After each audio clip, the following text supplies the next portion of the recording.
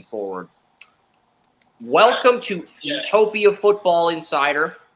Orange Sheary took the time out of his day to create a thumbnail for the Ravens-Eagles game with Derrick Henry and Saquon Barkley. We'll get to that at the end. And then the Sunday night game, Josh Allen versus San Francisco. Williams, a 49ers fan. But yeah, I think those are the two best games of the week. There's a lot to be thankful for, though. This is the first 16-week season since week 4. It feels like week 7, but yeah. Let's start with the Bears-Lions. This is one of the two locks this week. Right now, there's a lot of people that have dominated picks this year. Emmy finished second to Lisa. I'm not going to get into details. I'll do that on Saturday. But here we got the Bears and we got the Lions. Bears' offensive line is healthy. They pushed Minnesota to the limit. Detroit's got star corners. The Vikings, they have Byron Murphy, but with Mekhi Becton's injury, they've been very shaky in the secondary without Becton this year, despite winning games with their offense. And, you know, they got their left guard, Tevin Jenkins, back in week 12, and everything clicked for the Bears offense, but it just wasn't enough to beat Minnesota. And you look at what the Bears have on defense, Montez Sweat, you have DeMarcus Walker complimenting him. But Andrew Billings got placed on injured reserve, and I completely missed this, Joey, because Billings, I went through the PDFs on NFL.com, and I saw Billings wasn't in this lineup. And who was Byron Coward. They're starting Coward over Zach Pickens. The Bears are. That's another nugget I picked up. And they did place Brett Brisker on IR after missing a few games with a concussion. He missed like 4 or 5 games with a concussion, so he's out for 2 more weeks. The Bears have looked a lot better the last 2 games since their offensive line got healthy. Lions won't have Taylor Decker, unlikely. I mean, the injury report should be updated. I can look at that, and I think Carlton Davis is also out. He did not practice this week. David Montgomery has practiced in a limited capacity, but I think this is a very simple by-the-numbers game. This is one of 3 games that is currently a lock at the moment, pending Joey's prediction. But I know William was not high on Caleb Williams coming out of USC, so if anyone wants to make a case for the Bears beating the Lions, now is the time to do so, because I think all of us are in agreement on the Lions winning. Yeah, no, the Lions are easily going to win this one. I would like to thank you and William for having me. I know it's abnormal for me to be anywhere, close to a podcast except for Saturday, so I thank you both for that. And second of all, I don't think you really appreciate how dominant the Lions have been. I think the Lions would have the highest C score, because one thing CCC Productions, a YouTuber, does, he takes the points for, points allowed, and the strength of schedule for each NFL team, each Super Bowl champion, and he compiles a C score for all the Super Bowl champions or for all the best team, worst teams of the decade, et cetera, et cetera. I'm fairly certain the Lions' C score would be in the high 30s. It'd be close to the 40s, because the Bears, I think one of the teams in the top 10 with a C score of 40 had the number one offense, but they had the number 8 defense, and they had the 16th toughest strength of schedule. Lions have number 1 offense, number 4 defense in points allowed, but they're 18th out of 32 teams in strength of schedule. So I'm guessing their C score would be between 37 and 43, but I don't have an estimate. But I think we can agree, if we're just basing C score off of points for, points allowed, the Lions probably have the highest C score of any team in the league this year. I want to, that's cute, but what I measure things off of, for the most part, is turnover differential. The Lions have had an interception in each game this year. I picked up the Lions defense in fantasy. Somebody dropped the Lions defense in fantasy, so I picked up the Lions and Ravens defenses, but the Lions defense was outperforming the Ravens, so I ended up dropping the Ravens for the Lions. And Chuba Hubbard became available in Jason's league after Kern dropped him, so I picked up Hubbard. The Lions are the screwiest team because they can lose the turnover difference They lost a turnover differential a couple weeks Against the ago. Texans on Sunday Night Football. Goff threw 5 interceptions, and they won. It didn't matter. They won. It's like that could be impossible based on what we know about football. You lose a turnover differential, it's difficult to win. You get dominated in turnover differential, it's almost impossible to win. Yet the Lions, we lost the turnover differential, we're still going to keep track. Yeah, and this is the thing. Decker's out, but Dan Skipper's been a very good swing tackle the last 2 years. Even though he struggled against the Texans, he held his own. Basically, Montez Sweat's going to have to pressure Goff into throwing turnovers. And even if that happens, I mean, the Bears aren't at full health on defense. They have an injury with Billings out of the lineup. I think the Lions' interior offensive line is going to pulverize Byron Coward. I was never high on Coward. I love Zach Pickens coming out of South Carolina. I'm trying to figure out why the hell the Bears are starting Coward over Pickens. They have Dexter. We both like Dexter, Joey, but I'm trying to figure out. I'm guessing Coward has a better floor than Pickens, but Pickens' ceiling is higher. They don't think he's reached his ceiling. That's probably why they're playing Coward. I don't understand what the hell Eberflus is doing. I wish a reporter would ask him that in the press conference, because that I'm sure we both agree. That's something we'd like to have more clarity on. But Carlton Davis and Decker are out. Montgomery is questionable but likely to play. Amon-Ra St. Brown is likely to play. And I was not a fan of Amik Robertson on the Raiders, but I know Michelle and Gracie, 2 Lions fans that follow me on Twitter, absolutely love the way Amik Robertson's pulled a 180 with the Lions this year. So I'll reserve judgment. I think Robertson can be upgraded at nickel, but I'm not going to give the guy crap because Lions fans are happy with him. So who am I to say he's not the guy right now? And my question for you, what do you think of the Lions' replacements and their backup and their depth? Because right now they look really good from my perspective. And one more thing I didn't mention is that Terrion Arnold was in concussion protocol last week. So if Arnold is not cleared to play, the Lions will not have Davis or Arnold. And if that's the case, I think the Bears have a chance to cover the spread, but I still think the Lions win outright. I mean, Caleb has not faced a defense like this, and he's had blunders, but that was when his offensive line injured. I've got 45-21 Bears. I think it could be 35-28 if both Davis and Montgomery are out. I think it could be 35-28, but I've got 35-21 Lions right now. Caleb plays well, but the Lions win by 14 and make a statement on Thanksgiving. William, what are your thoughts on all this and the Lions backup coming in to start? What do you expect? What I expect, I mean, this goes back to like last year when Dan Campbell got, traded. He got a bunch of his players, Jamar Gibbs, Dan Campbell, everything else, and people were kind of scoffing at it. I was working with Daniel Kelly at the time, and I told him, well, but still, I mean, he got his guys. I mean, this team is loaded full of his guys, and they're tired of getting disrespected because they have been, since since they came about, and I don't.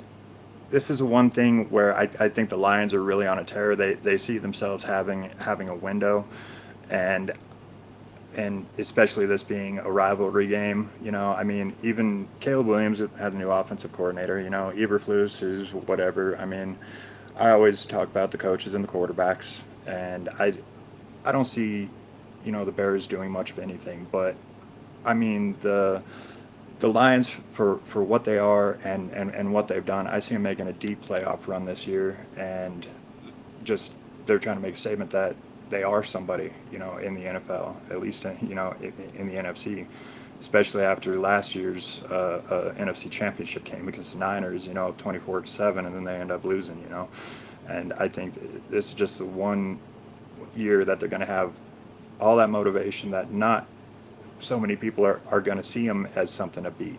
But, I think that they're likely to be them and maybe their division rivals, the Vikings, have a real big shot to get to the Super Bowl this year. The Lions have already extended 3 rookies from the first Brad Holmes draft, Panay Sewell, Monra St. Brown in the offseason, but they got McNeil's contract already done. And there are talks that Melifonwu and Barnes could be extended on team-friendly deals. Levi Onzawerke, the second-round pick who they took before McNeil, is probably the one guy who's going to hit the open market. But outside of – and I like Onzawerke more than McNeil when they were in college. But to be fair, McNeil's outdone him in the pros. That's what people are going to look at the end of the day. But Onzawerke has 2 more games played than Melifonwu, 36 games to 34. So they're going to have some tough decisions with Onzawerke, Melifonwu. But they got Sewell, Decker, Ragnow, and Monra, most of the core stars on offense secured, along with Goff. So that most of the core stars in this offense have already been – extensions have already been dealt with. And then you're going to have to start extending the defense along with Aiden Hutchinson in the offseason. Williams probably gets a 5th-year tender but doesn't get extended yet because of all the money they got to put into the team. But here's something that I want to stress is that the Detroit Lions, as of today, as we're speaking, probably have the best front offense as far as football operations in professional football. Their general manager is very good. John Dorsey, as an assistant general manager, is in charge of the scouting department. And what Dorsey created in Kansas City was the positional value pyramid. It was a concept first brainstormed by Walter Football's Matt McGuire, but Dorsey basically tweaked it so it became commonplace in the NFL. And he started that blueprint with the Chiefs when they had Alex Smith, drafted Eric Fisher #1, brought in Kelsey with that 3rd-round pick, and then Brett Veach tweaked it and got his guy Mahomes when Dorsey left. Then he brought that same blueprint to Cleveland. He gets Garrett, he gets Baker Mayfield.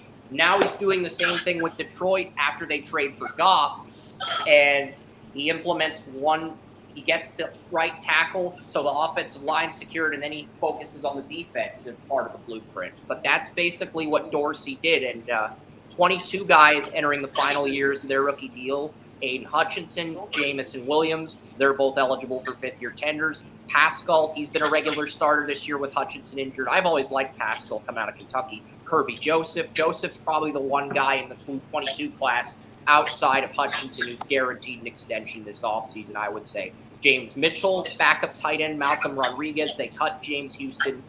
They do have Chase Lucas, but looking at the Lions, I would say they hit on 5 picks from the 22 draft, and I would say Hutchinson extension, Williams 5th-year tender, Kirby Joseph extension, and wait and see on Pascal or Rodriguez. Give them an opportunity to earn more. here's the thing. Why is Dorsey not the general manager in KC right now? Because he lost a power struggle with Amy.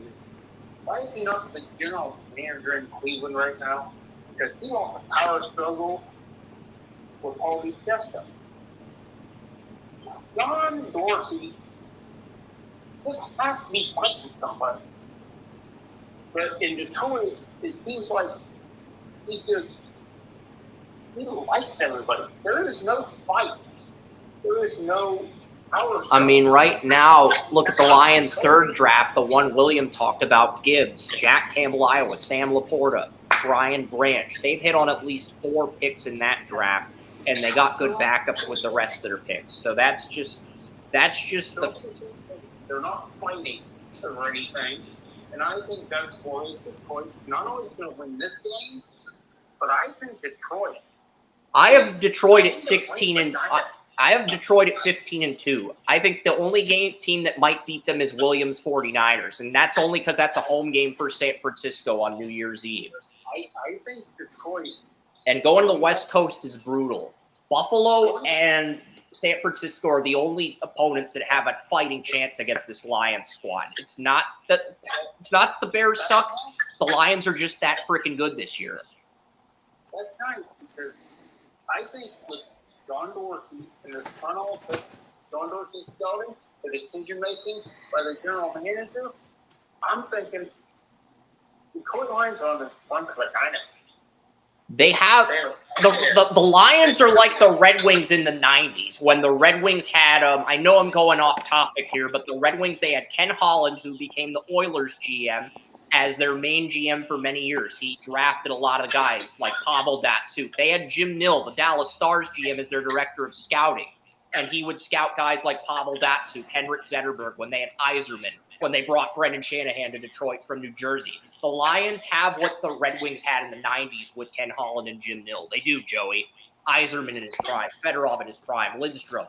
The 2020 Lions are the 90s Red Wings for football. They are. William, my thought is, I gotta ask you, when you see the Lions and Chiefs being something taken to the Celtics and Lakers back in the 80s. Yeah. William, I think the Lions are probably going to play the Chiefs or Ravens, but William, we got to get to the next game after this. I know this game's way more. I want William's opinion on this one, though. Okay. All right.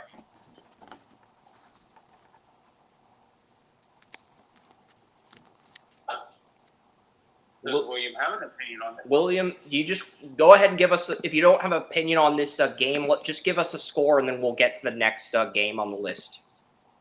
Oh, I didn't hear anything of what he just said, but yeah, he thinks he's asking you, do you think Lions Chiefs is going to become like Celtics Lakers in the NFL? I'd say no. I do think the Lions have a window of opportunity to multiple Super Bowls, not just for 59, but for 60 as well in San Francisco. Yeah, I mean, the Lions are just that strong right now, and they got a lot of core players and rookie deals. Yeah, and I definitely agree with that. Or the 90s version of the Red Wings for Detroit fans, but yeah. Yeah, I don't think that is going to turn into so much of a dynasty or anything else. But, you know, like you said, there is a window, you know, that's what I mentioned. But, you know, I mean, at one point, something's going to catch up with them. Because of turnover, they're going to lose up. Because Dorsey's the director of scouting, but they have an assistant GM. The assistant GM's being looked at. Ben Johnson's being looked at. Aaron Glenn's being looked at. You take that turnover into account, and you also take other variables. I'd say Detroit has a 5-year playoff window and a 1 to 2 year Super Bowl window starting this year. Maybe a 3-year Super Bowl window if they're lucky and do everything correctly. I can agree with that. But yeah, you got a score for this game? Because the next game, 38-17. So I've got Lions by 2 touchdowns. Williams got Lions by 3 touchdowns. Want to raise us, Joey, before we get to the next Thanksgiving game? I can see the Lions put up how many points with 5 interceptions? I see the Lions win by 3 touchdowns. I've got 2 touchdowns. Williams got 3. You're siding with William. All right. And Tommy DeVito has been ruled out for the week. This is breaking news. Next game's Cowboys-Giants. And Tommy DeVito has been ruled inactive. So it's going to be Drew Lock versus Cooper Rush. Drew Lock is playing on Thanksgiving. He's going to make his first start for the Giants on Thanksgiving. The new dawn in New York is out. The Italian dawn. The one that was going to throw the bullets is gone. And instead of this guy who really sucked in Denver, he could not even fucking see. He led Seattle to that Monday night win over the Eagles last year, in case you forgot. But the Eagles were just really bad in terms of coaching last year. We knew they had the talent, but they had a lot of WTF games last year, if you remember. Yeah, it's I was trying to give a little sense of the Don DeVito thing, but Tommy DeVito's out. I don't think he ever should have been starting in the first place. They probably should have went with Drew Lock, but yeah. Kayvon Thibodeau is back from IR, and in his first game back from IR, what does he do? he aims his elbow at Baker Mayfield's lower back like he's trying to assault Baker Mayfield. That is easily the dirtiest play I've seen from a Giants edge rusher since Lawrence Taylor in the 80s. It made some of Lawrence Taylor's plays look legitimately clean because Taylor played aggressively, but he never tried to put a bounty on you. Like, he tried to F you up, but he never tried to, like, put a bounty on your quarterback. Right now. You do that to me, I ain't getting up. Cleveland, my back, especially my lower back, that back. If you do that, the impact on your lower spinal column is so impactful that I mean, that was an unnecessary roughness penalty for me. I probably would have considered ejecting him for that hit because that looked like blatant targeting, but they didn't eject him for that, and it's on the replay. He can deny that he tried to injure Baker, but it's on video. He aimed his elbow at Baker's lower back. It's on video. You can't escape it once it's on video. He can try to explain that in the way you want. The electricity that goes through your spine. Baker probably has some type of protective covering over his lower back. Thankfully. The electricity that will go through and completely cripple you for at least a few seconds, which feels like minutes, is undeniable. And I would have gotten up.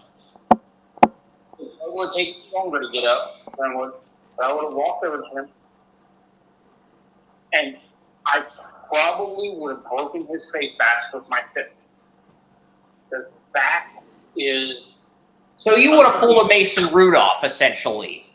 No, I would have made Mason Rudolph look really tame. Because I've been crippled from the waist down twice. I know how I feel. And it ain't good. Okay? You do that to me, I'm going to make you bleed. Thankfully, he was against Baker Mayfield and not me. Because Baker is a lot more mild-mannered than he used to be. He probably had some protection. You know, whether it's on a flat jacket or something like that quarterbacks wear. But that's a dirty play, and I would have made him pay for doing that to me. But I felt what it's like to not be able to move my legs. I felt what it's like to have my lower body locked up just to get movement back in my legs. And I would have put him in his place. So, thankfully, nothing bad happened to Baker in that season. Because at 30, that deserves a year-long suspension, but NFL is going to brush them under the rug. Because it's the Giants, the bigger market team. They don't care. And it's like that's as far as the narrative goes, but like the Giants have backup tackles. Not only is Andrew Thomas out, but Jermaine Illuminor, the right tackle, is out this week. So Chris Hubbard's going to be the left tackle. Evan Neal, former first-round pick, Evan Neal out of Alabama, is going to be the right tackle. He's going to get his first start of the year against the Cowboys on Thanksgiving. I would play Neal at left tackle, but he was so pedestrian at right tackle that they had to just and Ojulari got placed on IR, so Thibodeau and Brian Burns are back. I do think that this is going to be a defensive game, but it's hard to say. I've got the Cowboys winning, but I'm going to take the Giants to cover now with Drew Lock in the game. I'm tempted to take the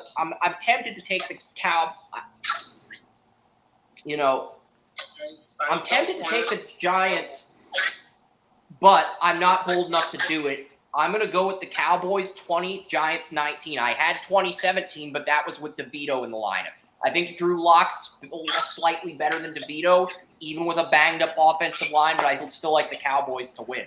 Warren and Jason did take the Giants on the road with Lock starting. Everybody else took Dallas because it's Cooper Rush versus Drew Lock. There's upside with Lock. There's appeal to picking Lock in the upset. Because, it's like the former quarterback Daniel Jones ended up signing with the Vikings today. For $375,000. That's all he's getting for the rest of the year. $375,000. Well, he's actually still getting paid by the Giants, but the Vikings are only paying $375,000 in cap space. And me, the Giants are just not a good team. They weren't a good team last year. Saquon Barkley, see what happened there. And now they got Daniel Jones, who, I like their coaching staff. Joe Schoen's just a horrible general manager. I mean, we saw all the bad decisions the Giants made on off-season Hard Knocks, letting their best offensive player walk out the door. They even admitted Barkley was more valuable than Andrew Thomas, but because he's a running back, it's not a position of demand. You let him walk. They let McKinney walk. He leads the NFL in interceptions, but nobody's talking about that. I mean, Dexter Lawrence is the one bright spot on the Giants. He leads the league in sacks despite being a nose tackle, but, John King, who is a coach at the collegiate level, he's one of the professional level of the quarterback, and he rarely says anything bad. He'll go through what people need to improve on. He rarely says anything bad. He just said Daniel Jones is a bad football player. Can we wait till we get to the Cardinals-Vikings game to roast Daniel Jones? I just want to get this out of the way because there's better games to talk about. I'm roasting the general manager right now. I'm roasting the general manager. And the general manager gave him an extension. They thought like 15, 11, I think it was 12 touchdowns. You're not roasting him as much as you're grilling him. Like when John Taffer goes into restaurants on bar rescues, he criticizes the owner, all the people, holds them all accountable, and then just gaslights and roasts them. But yeah, William, what do you think of this game? I think that Drew Lock should have been starting. I think that this team is kind of imploding. Malik Neighbors came out and blasted Brian Daboll over that situation, but I like you said, I like the coaching staff. It's just what's been given to them, and I do think that the Giants are going to win this game, and because Drew Lock is quarterback, I'll pick a score of 24-13 Giants.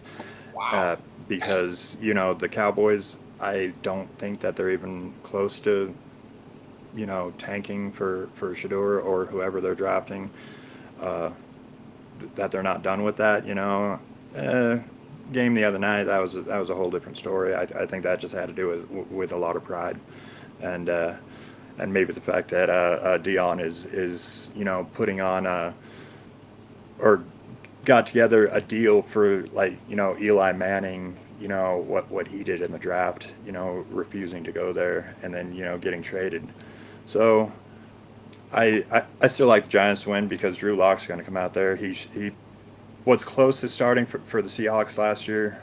He was right there with Geno, but Geno's been there longer. Games. He played one play against the Giants, then he came in for injured Geno Smith and led Seattle to win against Philly. Yeah. Joey, who do you like between the Giants and Cowboys? I like the Cowboys, but I do agree with William, and I do like the coaching staff. I've seen them live. They do a lot of great things to get the most out of their players. I do like Whit Neighbors. I think he is a dynamic playmaker. So I do think they have a good future ahead of them, but they've got a lot of things they got to fix. They've got the edge rushers. They got the edge rushers, and they got Malik Neighbors. They don't have then they got the left tackle. in Andrew Thomas when he's healthy, but he's not healthy right now. And while Thibodeau was good as a rookie, better in year 2, had 12.5 sacks, he's missed a lot of time with injuries, the hit on Baker. There's Giants fans saying that we shouldn't give Thibodeau an extension, let alone a 5th-year tenure. There's just a lot of things going on for the Giants right now, and I think all of it has the casual fan under the thought process that it's time to give this franchise an extreme makeover, NFL edition. But yeah. Here's the thing. They've got the receiver, got the coaching staff. What are they missing? They've got the left tackle. They're missing the quarterback. They got the edges, and they got one good corner in Banks. But Banks was good as a rookie. He struggled this year in year 2. He was very promising as a rookie, but this year. But let's get. The ultimate Cleveland sports, and they went through all the free agent quarterbacks, and I'm like, if you don't have a quarterback this year, you got to get one in the draft to develop, or you've got to find something immaculate within your organization. It's like Patrick Swayze in Roadhouse says, expect the unexpected. That applies to quarterbacks in the NFL. If you get drafted in the 4th round, be prepared to play because anything can happen as far as injuries go now in today's NFL. Yeah, because this free agent class is, I think they named the top 20 free agents, and It's Sam Darnold and everybody else for free agency this year. Sam Darnold is probably the only domino that is going to get an opportunity to start. And he's not even guaranteed to start. He's going to have to compete with somebody regardless of where he ends up. He may end up getting re-signed. He and Jameis Winston may end up getting re-signed. Who else is out there other than those two? Not really.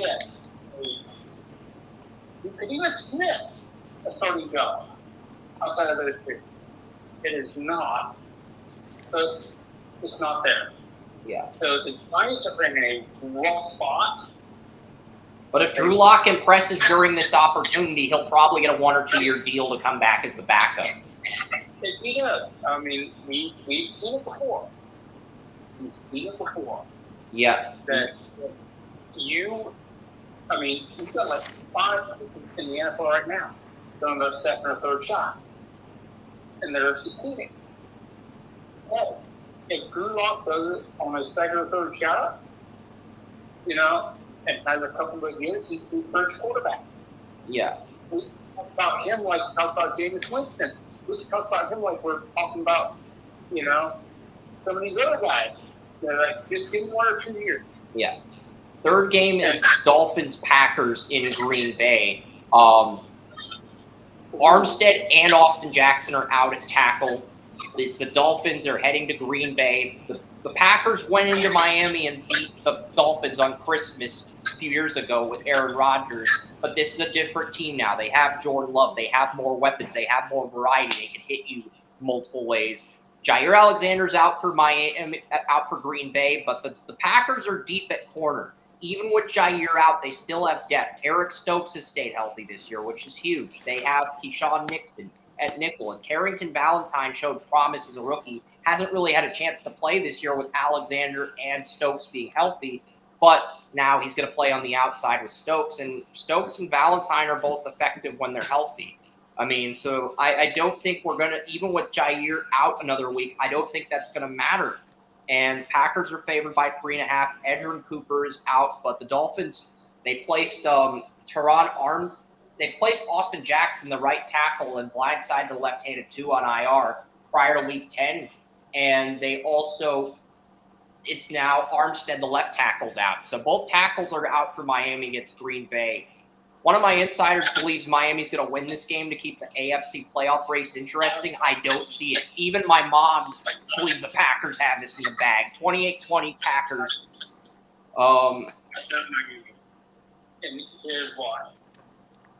The thought process of Tua being able to put people in place. We saw it last week where he's starting to regain his stride. And let's face it, he was out for a while. This is going to be a lock unless Joey picks the Dolphins for shock value. And he might. I'm not saying he... picking them for stock value. I'm picking them because I believe once Tua gets his stride back, it is going to be difficult to shut down the Dolphins' offense. And in this point, it's going to be a close game. I would take the Dolphins' offense in a close game over most NFL defenses. And that's because of Tua. Jason's picking the Packers to win, but if it's over 40 degrees, he's considering flipping to Miami. And he's got Achane on his fantasy team. I know William loved Achane last year. Packers, they don't have Edgerrin Cooper, but they have so much depth on that defensive line, even without Preston Smith. But I took the Packers 28-20. Kendall Fuller's in concussion protocol as well. Anthony Walker Jr. is out. There's just too many guys out for Miami. But if Tua hits his stride and the backup offensive linemen do their jobs, Miami does have a chance to steal this because Jair Alexander's out. Hill can school those young corners, and Waddle can go off as well. What do you think, William? It sounds like Joey's picking the Dolphins to win. Are you? Just confirming the Dolphins, Joey. Yes. Okay. Underrated Dolphins win. All right. I'll take the Pack to win 28-21, but the one thing with Miami, there are so many players on that team. All it takes is that can change the momentum and can win them the game. So just add that. And Jair's out, so if Hill and Waddle go off this week, the Dolphins can steal. I'm objective enough to assess that. Next game is going to be Raiders-Chiefs. It's Aiden O'Connell versus Patrick Mahomes. It's Black Friday. Last year we got Dolphins-Jets Black Friday. The Jets won. It was Zach Wilson versus Tua. Bradley Chubb tore his Achilles. There were way too many injuries in that game. I think Phillips got hurt in that game too. But yeah, I mean, as soon as both Miami's edges went down, I figured that game was over. And Phillips is out for the year too again, but Chop Robinson's been great in relief of Bradley Chubb and Jalen Phillips. Chop Robinson's really asserted himself the last 2 or 3 weeks. And the Miami Dolphins have found ways to win despite the injuries. Malcolm Kuntz is out at right end for the Raiders. Nate Hobbs and Jacorian Bennett both out for the second week in a row. So the Raiders aren't going to have 2 of their top 3 corners. They're going to have Jack Jones, but they're not going to have Darnay Holmes, who was a good nickel corner, has had to step in as the number 2 corner, and DeCamerion Richardson, who's nothing more than a number 5 quarter cornerbacks, had to step in at nickel. Mahomes is going to carve those 2. He's going to carve Holmes, and he's going to carve Richardson. Jack Jones is really the only guy of that trio that has a chance. If Jones and Hobbs were healthy, the Raiders might have a chance. But I think those Raider injuries at corner, Minshew injured, Aiden O'Connell, his first game back from a broken thumb. He did get cleared to play, but Chiefs also are getting Pacheco, and they're also getting Charles Omenihu, both full practicing for the second week in a row. Chiefs are favored by 12.5. I like the Chiefs 31-14, and I'm taking the over. A lot of people are betting the under. So I'm going to take the over. I think we have a higher scoring game, but this is a blowout. I like the Chiefs 31-14. I took an educated guess and figured Joey was picking the Chiefs. If I'm wrong, but the Raiders have just been a mess this year. I can't see them winning this one. I know you liked Aiden O'Connell coming out of Purdue, William. Do you want to make a case for the Raiders, or do the Chiefs have this? Well, I'm hearing about those cornerback injuries, and it's actually really kind of concerning. But the one thing is with Aiden O'Connell, I'm pretty sure he's undefeated against the Chiefs, isn't he?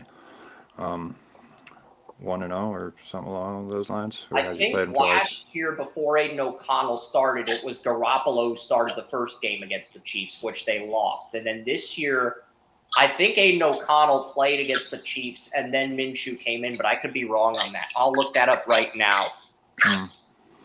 Yeah, I think Keenan O'Connell was the starter at the beginning of the year. Yeah, Minshew started at the beginning of the year, and then after Minshew got benched against Denver, O'Connell started, and that was week 5 when Minshew got benched. Yeah, I know they've been getting benched and elevated 3 times this year. It's almost difficult to keep track of the QB situation. Well, I have to update the depth charts every week so our information on the site is accurate. So You know, what I used to do is I used to use Our Lads, but now that the NFL.com is the PDFs working on the computer again, I'm studying PDFs like it's a midterm. Okay, what doesn't add up? Who's starting that shouldn't be starting? I'm looking at that and trying to get a better idea of why this is happening. yeah. That was APA at this point, so yeah, I completely understand. So, I'm right there with you, man. So we're all taking the cheat. I will throw this in there. No, I will throw this in William going to take the for Raiders in a shock twist, just for the hell of it. shock twist. I'm going to take them to take it for the hell of it, and because this is one of those AFC West rivalries that it never really matters what team is better than the other one. The games always come out pretty damn close, or generally speaking. The games at Arrowhead are generally closer than the games at Allegiant Stadium or Network Associates Coliseum or wherever the Raiders end up playing, historically speaking. That's true, William. That's a great point. Also, last year, when the Chiefs played the Raiders, I was at my mom's for Christmas, and the Raiders won. They had all those turnovers. They had the fumble recovery for 6. They had the interception for 6. Also, my mom's 2 favorite teams and my brother's 2 favorite teams are the Chiefs and Steelers. So if you were here, William, I think you might get kicked out. I'm kidding, by the way. Here's the thing I will say in defense of Williams' pick. I do like the Raiders coaching staff. I just don't think the talent is there at this point to work with beating some of the better teams in the NFL. I could see teams like the Browns, the Bengals, even I want to call them the Redskins, the Commanders. No, they actually a Washington senator heard reports that the NFL is considering letting them use the Redskins again next year. A Washington senator confirmed that at a meeting today. Really? That's why I just hesitated, because I heard that and I was like, I was going to say the Redskins. I'm like, maybe we're going to, And I never took the Redskins logo off the site. I just uploaded the football team and Commanders logo. So if the Redskins do come back, we can put the Redskins logo in all the pages and it'll be like nothing ever changed. Yeah, like I would love that, because My point in that, man, is I live out here in Western Colorado, and I've worked with very, very many Native Americans. Every single one of them that I know is proud of the Utah Utes. They're proud of the Washington Redskins for, representing their legacy and everything else. Outside of some condescending, people that are trying to, whatever, pat them on the head and feel bad for them. I don't know one Native that has said anything bad about those names. To your point, I will say this: the logo for the Redskins, and the Redskins were named after an actual highly regarded Native American chief. So, I mean, there is no reason when they put it to. It was a PR move for the NFL. They wanted to be progressive. It was a PR move. It was strictly a PR move because they were going to lose funding. It failed miserably because the Native Americans. They could have got a Native American sponsor to take over FedEx Field. If Dan Snyder had a backbone and spine, just let FedEx walk, they could have got somebody that owns a Native American casino to sponsor the team, kept the Redskins logo, and things would have moved on, and nothing would have changed. Yeah, I think Daniel wanted to, he wanted to do whatever and sell the team and whatever else, and it just a bunch of mess, changing the dude. name Redskins influenced Snyder to sell the team, William. I'm with you there, but let's get to the next game. It's Chargers Falcons. I'm going to say one last thing on this. It's like, I'm glad and I love the new ownership group You got a billionaire. You got Magic Johnson. You got Josh Harris. Stop calling the billionaire the unnamed billionaire. Josh Harris is the owner of the New Jersey Devils and the Philadelphia 76ers, two prestigious franchises. Give Mr. Harris a little bit more respect, please. I can't remember his name because his name's Harris. Josh Harris. That's his. Josh Harris. That's his full name, Josh Harris. That's.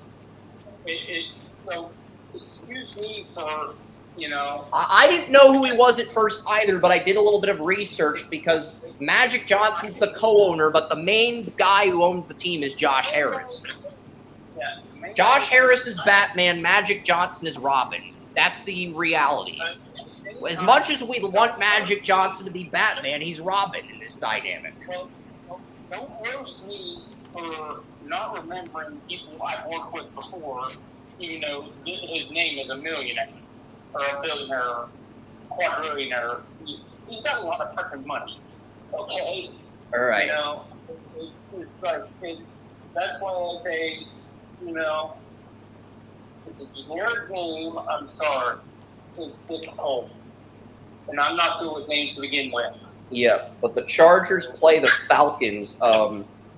I like the Chargers here. I know Dobbins got ruled out, but the Chargers have a lot more depth at running back than most people realize. They have Gus Edwards, very good number 2. He can be a number 1. Haskins has made a comeback since the Titans cut him. He's looked really good as a change of pace number 3 back. And Kamani Vidal, their 6th-round pick out of Troy, hasn't seen any action yet. He'll start to get carries by committee.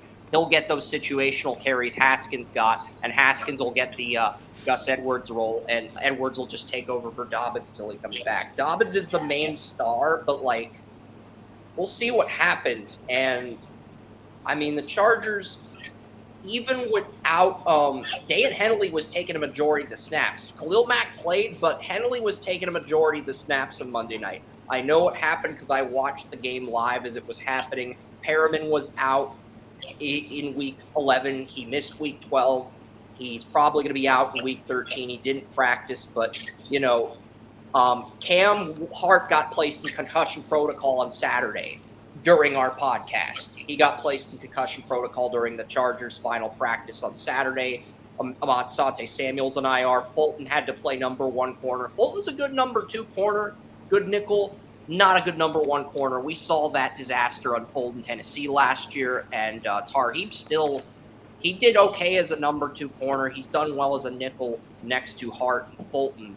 And Alohi Gilman, the free safety, also left the game with an injury. So the Chargers do have some more injuries in the secondary, with even though Fulton's back, Samuel, Hart, who I think are the 2 main corners, and Gilman now injured. And Dobbins is now out. So is Perriman. So while there's a few injuries, the core star players, like the big-time superstars, the borderline megastars, I'm not going to say they have any, but they do have a lot of big names in the Chargers. But I still think the Chargers are a better team on paper than the Falcons. The Falcons, even though they're healthy, they're losing games they're supposed to win. Everybody took the Chargers except for Tracy. Tracy took the Falcons to win this one in an upset. But I just, even though the Falcons are healthier and they're the home team, 58% of the public is putting money on Atlanta since they're the home team. This just feels like a trap game where the Chargers, they're pissed off about losing the Ravens, and they come out and they take care of business on the road in Atlanta. And I did type some notes on the Jason is changing his pick to Dallas. I just got a text from Jason Bannell. He's changing his pick from the Giants to Dallas. So now Oren's the lone person picking the Giants. So Jason's flipped to Dallas. But I typed some notes on the referee matchups. Giants are 0-4 in games called by Brad Rogers. He's calling the Giants-Cowboys game. Chiefs are 4-0 in games called by Clay Martin, and that includes the Chiefs' playoff win over Baker and the Browns. Clay Martin's calling Chiefs-Raiders on Black Friday. I don't think Chargers-Falcons will be influenced much by the officiating. I think it's going to be a fairly fair game. But I do think the last game the Chargers-Falcons ref called was the Falcons' Week 6 loss to the Commanders, where they lost to Taylor Heineke. Or I think Taylor Heineke lost to the Commanders. I don't remember. I think it may have been Heineke beat the Falcons. I don't remember. It's just I archive all the games. I just don't. I know the Commanders won. It's just like a blur, Joey. You get where I'm going, because it's like that for you sometimes. But I mean, I think Tracy's the only one to take the Chargers. Joey, William, what do you like in Chargers Falcons? Yeah, like I understand, Chris. Like I'm the same way a lot of times. It's really weird on that situation. But the thing, I think overall, you're pushing the NFL for pretty good this year. Overall. So I don't think that's going to make as much of a difference at the moment as a lot of people who are looking at conspiracy theories and, other things are. I think this is going to be a very good middle game.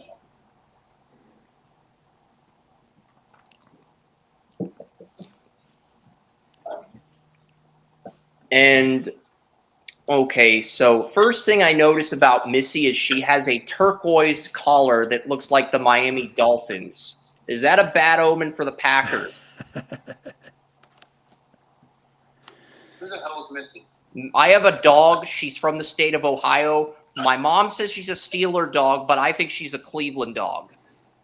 Because if she's from Ohio, you can't claim she's part of Steeler Nation. If she's in Ohio, she's either a Bengal or a Brown. Okay, that's just the bottom line. If you're born in Ohio and you're a dog, you're either a Bengal or a Brown. Southeastern Ohio is closer to Cleveland than Cincinnati, if I'm correct with my geography, Joey. No, it's Southeast Ohio is closer to Cincinnati. What? Southeast Ohio is closer to Cincinnati? So that means Missy's a Bengal. She's not even a Brown. She's a Bengal. And now she's hiding under the table. But who do you got winning this game? Because Steelers-Bengals is the next game. I'm going with the Bengals. No, Chargers-Falcons. Who do you have winning? Got Chargers, Joey? Give me mixed vibes here. I'm going Chargers. I think Chargers right now have the best defense in the NFL. I mean, their defense looked very suspect against Lamar Jackson, but I think that has to do with Lamar playing out of his mind, Henry playing out of his mind, and the injuries on defense. No Cam Hart. No Asante Samuel Jr. No Denzel Perriman. That was going to catch up with the Chargers at some point. I picked the Chargers to win, too. This was the first game since week 1 where Joey and I were in agreement on the Ravens losing, okay? That should tell you how much fractionation there's been with the Ravens this year. But, William, do you like Atlanta or the Chargers? And then we'll get to Pittsburgh. No, I got Chargers. Okay. 37-27. Sorry, Lad McConkey's done well Chargers for my are gonna win. fantasy team. Yep, and next up is Steelers-Bengals. And I'm even more confident. Bengals are getting Orlando Brown Jr. back. Sheldon Rankin's still out, but Orlando Brown Jr., there were reports he was practicing on both Monday and Tuesday. I haven't checked the injury report yet. I can do that right now. I can check that right now to find out on Twitter. I can type in Bengals injury report. We'll get to the bottom of this because there were reports on Monday and Tuesday that Orlando Brown practiced. So right now, it's limited practice. It is for Orlando Brown, but he's back. T. Higgins rested, limited practice. B.J. Hill, limited practice. Sheldon Rankins did not practice, but he's dealing with an illness rather than an injury. So even if he misses 2 days of practice, we're not going to know until Sunday what happens with him. But Logan Wilson has a knee injury. He missed practice on Wednesday. If Logan Wilson is out, Najee Harris is going to go Hulkamania on the Bengals. But I don't think that's going to happen. Missy, born in Southeast Ohio, Orlando Brown Jr. coming back. All of these are good omens for the Bengals. So the Bengals are going to beat the Steelers. And if Orlando Brown does return, I had Cincinnati winning this game 30 I think I had Cincinnati winning this game 35-28. I've changed my score to 42-31 with the injuries to Rankins and Logan Wilson, and with Orlando Brown Jr. coming back, I have the Bengals dropping 42 on Pittsburgh. Here's the thing. It's not the Bengals offense. The Bengals offense is very good. The Bengals offense, the Bengals defense is probably the worst in the NFL. They are horrendous. I've seen them. I've seen all 22. The Bengals defense is probably the worst in the NFL. It is not bad. Part of it's the injuries at defensive tackle. They've not had B.J. Hill and Sheldon Rankins healthy. When one's healthy, the other's injured. I think they've had Hill and Rankins for only 2 games. And part of it is Hendrickson's kicked ass, Logan Wilson's and Pratt have played up to their contracts, but the rest of the front seven's been inconsistent. I think we're going to see the Bengals buy out Sam Hubbard. Wes Langley mocked a edge rusher to the Bengals in his mock draft that he released this week, and he believes the Bengals will buy out Sam Hubbard because Sam Hubbard buying him out saves $9.6 million against the cap. I don't have the exact number in front of me, Joey, but it's a big number. And Tony Mario is usually the one on top of these buyouts. So the fact that Wes beat Tony to the punch on the buyout says a lot about our team. Our team is getting stronger. We are getting better at anticipating this stuff. So I love it. It's good. It's good for competition. So the fact that Wes beat Tony at something, I'm impressed because Tony's like our money guy when it comes to buyouts. And the Bengals can save 9.6 by buying out Hubbard. Wes found that out. So he mocked James Pierce to the Bengals to compete with Murphy. The corner's not good. The safeties are probably the worst combination in the NFL. And to be fair, DJ Turner broke his clavicle, and Daxton Hill got a season-ending injury in Week 6. I thought he was just getting placed on IR, but it was a season-ending injury. So Daxton Hill went down in Week 6, and DJ Turner broke his clavicle. So they're moving Josh Newton, the rookie corner, who was the number 5 guy at the beginning of the year, across from Cam Taylor-Britt. Cam Taylor-Britt was great his first 2 years. He's made some big plays this year, but he's also been very suspect in coverage. I think this is easily Taylor-Britt's worst year of his 3 seasons in Cincinnati. Yeah, but there's the show. Even if there are injuries, I've got Bengals fans from Cincinnati here in Jacksonville that came up to me last week and said, "Thanks to you for leading the Steelers. You put us back in playoffs." But the bottom line is, you're only in playoff contention by 10. Okay? You go against the Steelers or Ravens, and they hit you deep, you are not in a good situation, and you're probably going to lose that game. Even if you score 30 to 35 points, guess what? Those teams have a chance to score more. And I wouldn't doubt they do.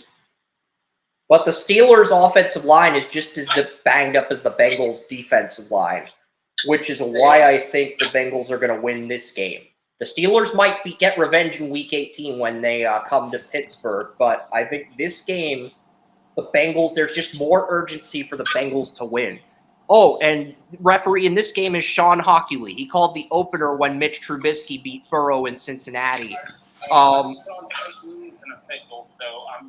not going to say anything bad about I don't have anything bad to say about Hockley because I think this is going to be a fairly officiated game because you can't look at what Trubisky did against Burrow. You have to look at what Russell Wilson's done in his career in games called by Hockley. Russell Wilson is 2-6 in games ref by Sean Hockley in his career, and that dates back to Seattle, Denver, and Pittsburgh when Sean Hockley first became a referee. Not a field judge or an umpire. When he first became a referee, Russell Wilson was still on Seattle. But Russell Wilson, 2-6 in his career with games called by Sean Hockley. I think the Bengals win this. There's more urgency. Joey, who do you got winning this game? You're the tiebreaker here. We got 3 Steelers, 3 Bengals people. Bale, Warren, and I picked the Bengals. Tracy, Kerman, West took the Steelers. So you're the tiebreaker, Joey. If the Steelers lose this, they lose 3 straight. So I'm going to Because they're going to play the Eagles and Ravens. If the Steelers don't win this, they're going to lose the Eagles in Philly next week, and then they're going to lose the Ravens the week after on the Saturday before or Christmas, and then they get the Chiefs on Christmas Day. So they could lose 4 straight. Because if they don't beat the Browns at home, they're going to probably because they get the Browns at home, and then they get at Philly, at Baltimore versus Kansas City. They get a gauntlet of games after the home game against the Browns. So you're right.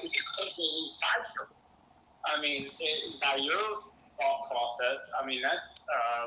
They're looking at 1 out of 4 if they lose this game. They could win 2 in a row. This is really the turning point for Pittsburgh because if they win this game and win the Browns, okay, they're 10-3. They've done enough to make the playoffs as a wild card, but they're going to slip up down the stretch. If they lose these games, you're potentially looking at a scenario where the Steelers have to beat the Bengals in Week 18 to keep Tomlin's 9-8 streak alive. Yep. So the Steelers 3 straight in the division. There's going to be friction whether you like it or not. Even if people love what Tomlin's done for years, there's going to be friction within the locker room. There just is. It's unavoidable, especially after last year's finish. Yeah, I absolutely agree. So this is, in a way, a must-win for the Steelers. As well as the Bengals. It's basically an elimination game. Yeah, so I'm going to go, simply because of my faith in my talent, I'm going to go with the Steelers. I don't like it because I'm a Browns fan. Steelers, because I do have faith in Mike Tomlin to get it done. Because if he doesn't get it done this week, there's a chance that the Steelers completely collapse. All right, William, what do you want to say about this game between Burrow and the Steelers? Because it's one of the tougher games to pick. Yeah, I got to bail after this one, but I would definitely will pick the Steelers 37-30 over the Bengals.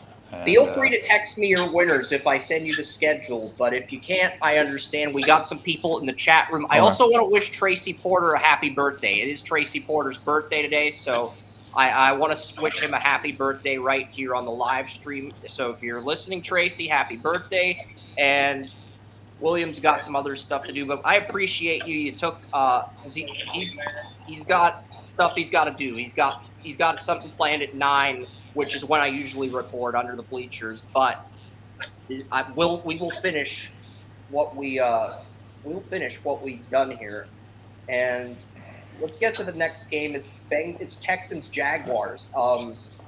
As hard as this is to believe, Joey, the Texans are not a lock. 2 people, Oren and Tracy, took the Jaguars. Oren believes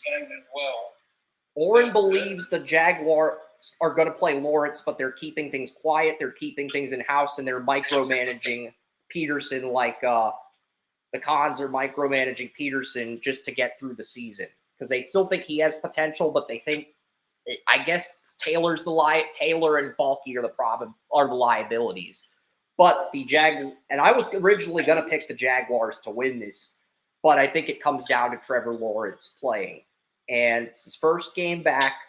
You don't have Gabe Davis. You don't have Gabe Davis or Kirk the rest of the year. You're going to be reliant on Brian Thomas Jr. and Ingram and Duvernay and Parker Washington to try to find something there. Because Gabe Davis has been a bitter disappointment. Should I look up when the Jaguars can buy him out? Because I think it's 2026 is the earliest they can get out of that, Joey. Because I think they gave him like a 4 or 3 year deal. So I think 4-year deal. Yeah, it's actually a 3-year deal, but they can't buy him out till 2026 after next season. Yeah, it's a bad situation. I question the move when it happened. You question the move as well. I think Balky and Press Taylor. Balky's on his way out. Press Taylor probably on his way out too. I think Peterson's the only one of those 3 that could save his job at this point. Yeah. Balky is a very hit or miss track. Because one thing I've heard from the insider, one thing I've heard is that the Jaguars want to bring in an assistant head coach. They do not have an assistant head coach. Some NFL teams do not have an assistant head coach. The Jaguars, they want to move on from Press Taylor, and they want to bring in an assistant head coach. And the thing we heard from the CBS insider that we're keeping anonymous for reasons, one thing we've heard internally is that Frank Reich will come back to coach with Doug Peterson, but he wants to be assistant head coach, and Peterson will not agree to that. That's the only thing that's holding this up. But I would love to see a Doug Peterson, Frank Reich reunion, because Reich was his offensive coordinator in Philly when they won the Super Bowl with Nick Foles. Let's see what they can do with Lawrence. Reich is not an NFL head coach. He's failed on 2 occasions, but I'm open to giving him a shot at offensive coordinator under Peterson. He's a very good offensive coordinator, though. So if the plan is to bring him back and he wants to be assistant head coach if things go south, that's the only thing holding this up. I say go for it. Screw it. He can't be any worse than Press Taylor. First, my question is Frank Reich currently employed? Let's look up Frank Reich right now. Frank Reich is, let's see here. He is a former football player and coach. I think he took this year off. Yeah. Okay. So that makes things a lot easier, because I know if you wanted to promote somebody who it's like when the Browns hired Glenn Cohen, they had to ask assistant head coach to get title to make that happen, because the Bills are not going to let him go. Here's what you do: you bring in Reich as the assistant head coach, but you take the young Browns coach that they hired, the former Notre Dame quarterback, the Browns coach, and you make him offensive coordinator and you ease him into things. But you have Reich there for insurance, so you don't have to rush the Browns. The Tommy Rice. Is it Tommy Rice? Is that Tommy Reese? You make Tommy Reese your offensive coordinator, but you don't make him head coach. You ease him into the coordinator role, and you bring in Frank Reich as the assistant. So if something happens to Peterson, Reich can just take over. Boom. Well, that would be difficult, because the Browns, from what I hear, are the coordinator after this year. So that would be difficult. All right. Well, if the rumors are true about Peterson, and this is just speculation, but if this Warren used to work at CBS and Bleacher Report, so we're hearing things that the Jaguars might be looking at Frank Reich, then I'm taking it with a grain of salt. I don't think it's likely, but I'm taking it with a grain of salt, Joey. That's just where I'm at, because I'm at the point where I don't think Reich can be any worse than Press Taylor. Well, I'm not disagreeing with that. I actually think it's quite likely that Frank Reich is. I like Reich. That's the one guy who's unemployed that has excellent rapport with Doug Peterson. And it just makes too much sense. If you give Peterson one more year, that's the guy he brings in to try to save his job. It just makes too much logistical sense. And we all know that Press Taylor has called once. And if Press Taylor agreed to like a demotion where him and Mike McCoy are splitting the quarterback reps, I'm okay with keeping him on. If he wants to stay as an assistant quarterbacks coach and learn under McCoy, learn under the hierarchy, he can keep his job with the Jaguars. But if he doesn't, he's out the door. Boom. Good luck. I think he takes demotion. So I guess we're just keeping McCoy, and we're keeping I could say the egos. It's like, you want me to take a demotion for this team? Absolutely not. Hell no. Screw you. You know, and so Press Taylor is not going to take a demotion.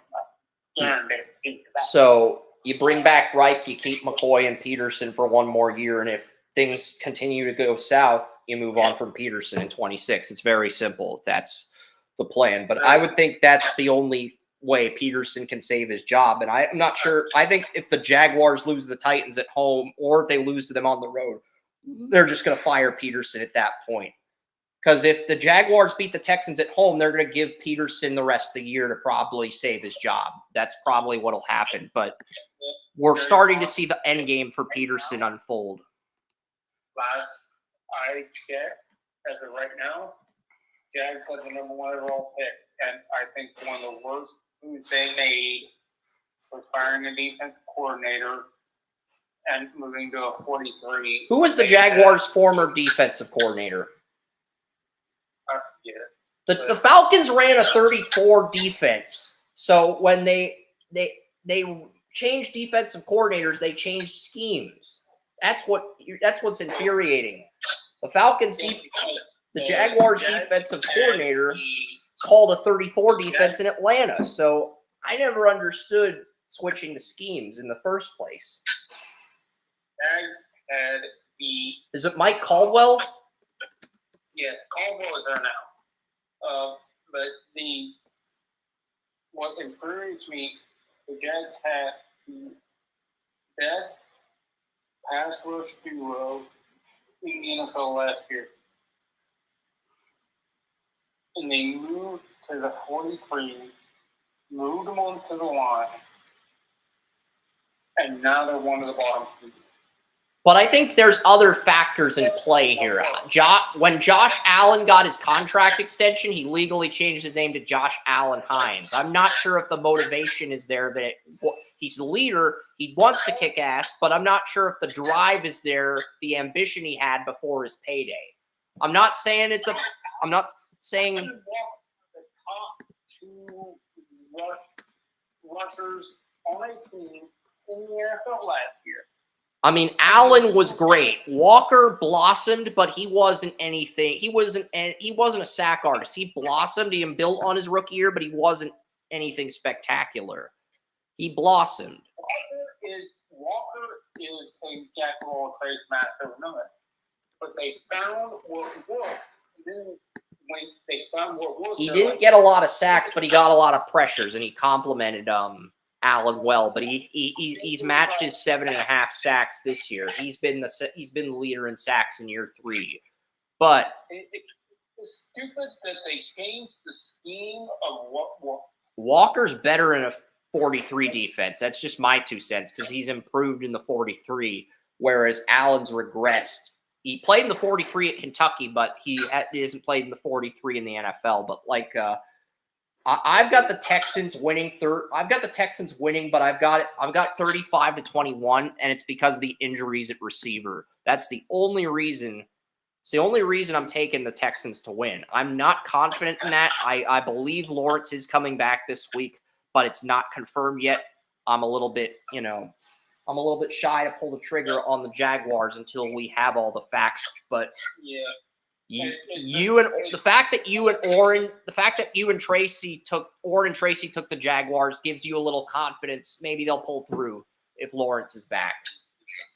My big problem is if it's not broke, don't fix it. And the Jaguars try to fix things that aren't broke and let the broken parts sit there and work their. If it's not broke, don't fix it. Here's what I'm saying. Let's say this is a football. Let's say you make the playoffs on an iPhone game like Ultimate Football GM. If your offensive scheme's a run and gun offense and your defensive scheme's a run first defense, do not change your coordinators. Do not replace a 3-star offensive coordinator with a 5-star offensive coordinator, because if the 5-star offensive coordinator is a shitty attitude, guess what? The players are going to want out. Even if he's the best defensive coordinator in the league, players are going to want to be traded. They're not going to want to play for the team. That's going to affect the culture negatively. And there's other variables you have to take into account as well. I don't necessarily think the Jaguars upgrade or downgrade, but they switched defensive schemes and it backfired. So you have to take. I think they downgraded based on the defensive. That's basically. Because I think they had a good thing going with the defensive scheme. All right. The next game is We're on game 8. Yeah. I am going to take the Jags. I initially had the Jaguars winning this game back in May. Tough to say which direction. But the Texans are 2-0 in games called by Land Clark since drafting Stroud in 2023.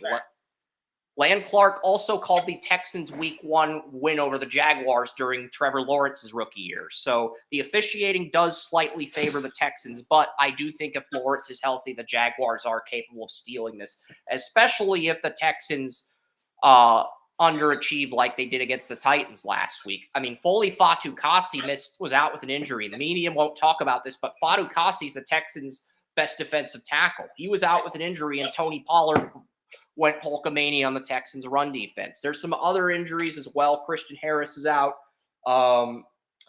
Christian Harris is out at right outside linebacker. They've had to play Henry To'oTo'o at weak side, even though he's a Mike, and they keep Azeez Al-Shahir at middle, even though I think To'oTo'o is their best inside linebacker. I just think all of those problems are why the Texans' run defense has regressed. You replace Jonathan Greener with Daniel Hunter. Daniel Hunter's a sack artist, but he's not a great. I mean, he was a great run stuffer at LSU, but he was known for his pass rushing more so than his run stuffing with the Vikings and with the Texans. But that and the penalties also play a role in things. But we'll get to game number 8 here out of 16. It's Cardinals-Vikings. It's Arizona versus Minnesota. I've got the Vikings winning 35-28. Jonah Williams came back from an injury last week, Joey. He came back for the first time since week 1. But there are a lot of people on Twitter that were pissed off with Jonah Williams starting against Seattle. They thought he did a really bad job against Boy Mafe and Derek Hall. There were people on Twitter complaining about the lack of chemistry that Jonah Williams has with the current starters on the offensive line. They said Beachum had more rapport with Tristan Colon on the right side. And some of the interior linemen. I mean, they have Paris Johnson, but their left guard is Evan Brown. He was a former Seahawk. I liked Evan Brown as a center on Seattle, but he's not, Evan Brown's not a guy who, he's more of a center than a left guard.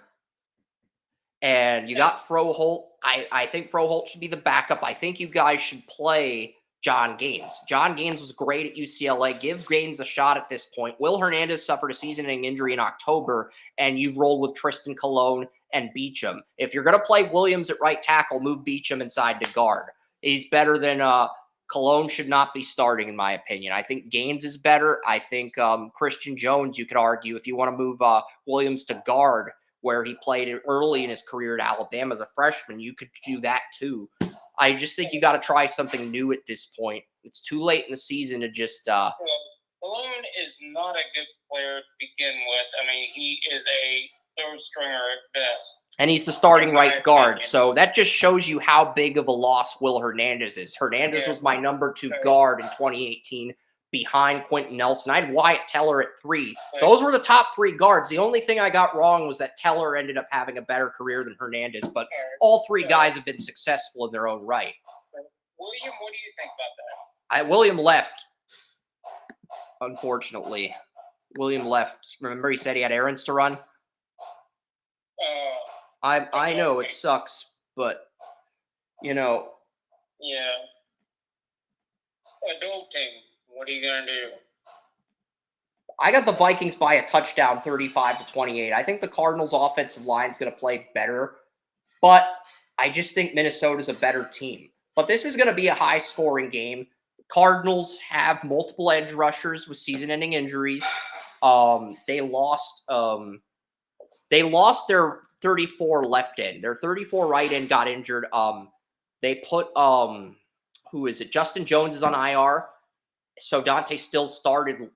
Justin Jones got on season-ending IR back in September, but they've been starting Dante Still. Stills looked good last week. Roy Lopez got injured in the game. I know this because I was typing. I went through the entire PDF on the NFL.com app, and they said Lopez got injured. He did not return to the game. The backup's Kyrus Tonga. I think he went on IR in week 4. So if Lopez and Tonga are out, Arizona's going to be really thin at nose tackle to the point where it may not matter who the running back is, even if Aaron Jones is out. because he left the Bears game with an injury too. I just think that there's too many injuries. Justin Jones, Roy Lopez, Tonga, Bilal Nichols. Bilal Nichols began the year as the starting 34 left end. Darius Robinson's injured too. So the Cardinals have like 5 guys on the defensive line that are injured, and both Ojulari and Gardeck, the 2 right outside linebackers who are pass rushers, suffered season-ending injuries. So it's going to be literally impossible for Arizona to get pressure on the quarterback, even if their secondary is perfect. They're not going to have enough time to get pressure on Darnold, and they're really going to be dependent on turnovers and coverage sacks. That's the Cardinals, because they have an awful front seven, but they have a secondaries good enough to get them to the playoffs and keep them in games if Kyler Murray avoids turnovers. That's the Cardinals in a nutshell this year, Joey. Everybody this year are the Browns from last year. Let's just put it the way it is. Are you going to take the Cardinals to pull the upset because I am. Nobody else took the Cardinals? Everybody took the Vikings. Okay. I take the Cardinals because the Cardinals offense has impressed me. I've always loved the Shanahan-Stefanski offense. I love the combination that the Shanahans put into it with the zone blocking scheme, plus the under center, plus and everything they do into it. And so that's why I love the Stefanski offense. That's why I loved it when they were in Minnesota. But both these teams have offensive-minded coaches. You have Drew Petzing, former Browns QB coach who learned under Stefanski in Cleveland, and you have Kevin O'Connell, the former Kevin O'Connell's the Vikings head coach. So this is going to be a high-scoring game, and that's mainly due to the defensive injuries. I love Petzing. I told you when he was hired. I like Petzing too, Joey. I figured he was a big reason why, but the Cardinals would turn things around eventually, and so I think it's going to be I think it's going to be 35-28. I just think the Vikings have the ball last and win because of that. If it comes down to the last possession, that's going to be a fun situation. Yeah. That just shows it's going to be a hell of a game. It's going to be a fun game. Because last week it was 33-27 Vikings in overtime, or maybe it was because the Vikings the Bears trailed 27-16 with under 2 minutes left. They sent the game to overtime. They recovered an onside kick. I missed the end of it because I had to go to the Pitt Cornell game, but I read the recap. I'm like, really? The Bears were down with 2 minutes left and they forced overtime. That's pretty impressive, but I think the Cardinals. It was, but that just shows the deficiencies of the Vikings in that situation. They don't have Mekhi Becton at corner. That's why their pass defense is so suspect this year. But the Bears are not a good team. So, to be fair to the Bears, they are not a good team when their offensive tackles are injured. Their offensive tackles and their guards are healthy. When their offensive line's healthy, Caleb can make something happen. Well, he did make it happen earlier in the year when they're healthy. But to be fair, all of Caleb's signature games where he's had 300 yards, no turnovers, they came against the Panthers, the Jaguars, and the Vikings. And I think those are 3 of the bottom 5 pass defenses, Joey. I could be wrong on that. But those. You may be wrong, but you may not be off the mark. Because that just kind of made me pause when you said that. It's like, that is not impressive. I'll look it up really quickly here. I can go on team rankings, opponent passing yards per game.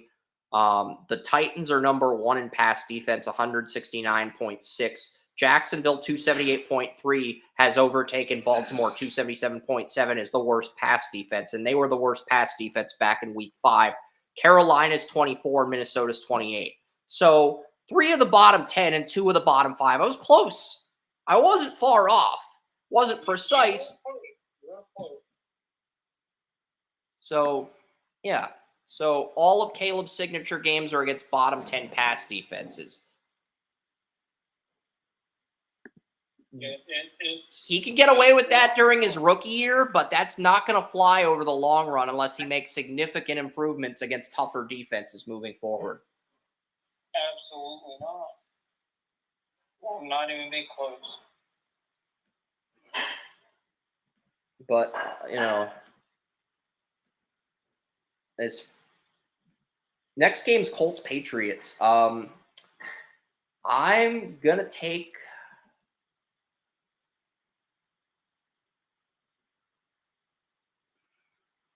I'm going to take the Patriots, as I know it goes against conventional wisdom, but the Colts lost Juju Brents to a season-ending injury back in week 1, and they just haven't been the same. And it's weird because entering the Vikings game, the Colts had 3 corners in the top 20 in Pro Football Focus, but ever since the Vikings game, their secondary started to slowly come back to reality.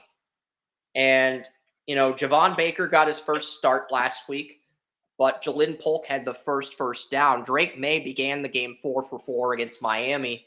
But, looking at the Colts-Patriots game, I like New England 30-27. I think this is going to be one of the higher scoring games of the week. I've got the Patriots winning 30-27. I think this is going to be a shootout in New England. I know the weather would say other. Because,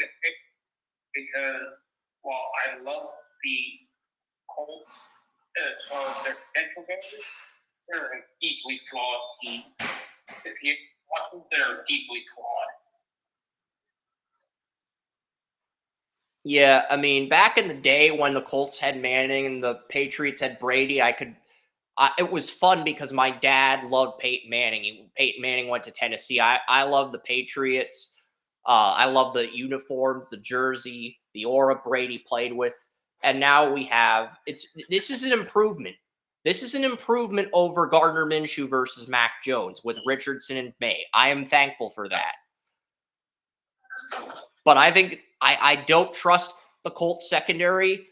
I don't trust the Patriots, but I mean, they're getting Cole Strange back. Cole Strange is making his season debut at left guard. Sidy So is also coming back at right guard. And the other guard that they played, Layden Robinson, they can move him to center with David Andrews out for the year.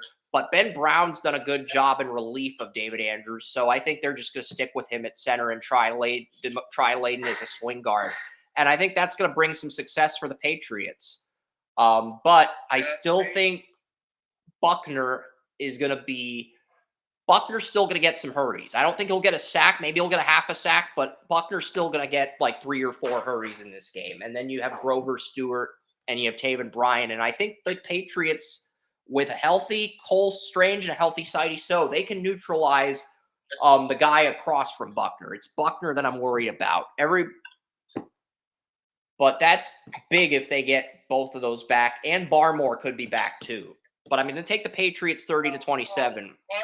Baltimore, dude, I will give Baltimore all the credit in the world. I want to be cautious. Yeah, because he was limited practice for the second week in a row, but I think the Patriots are waiting until he's a full practice before they activate him off IR to make sure. He had blood clots in his calf that was going to his heart. But his heart was so big, his heart was fighting off the blood clot. I mean, it was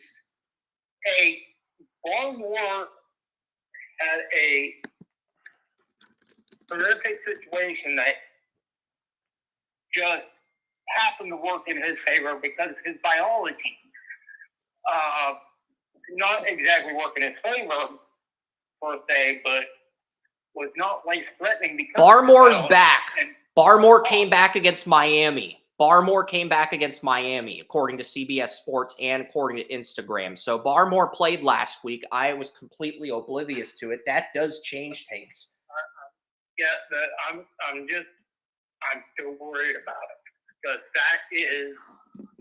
that's a significant situation. You don't want to,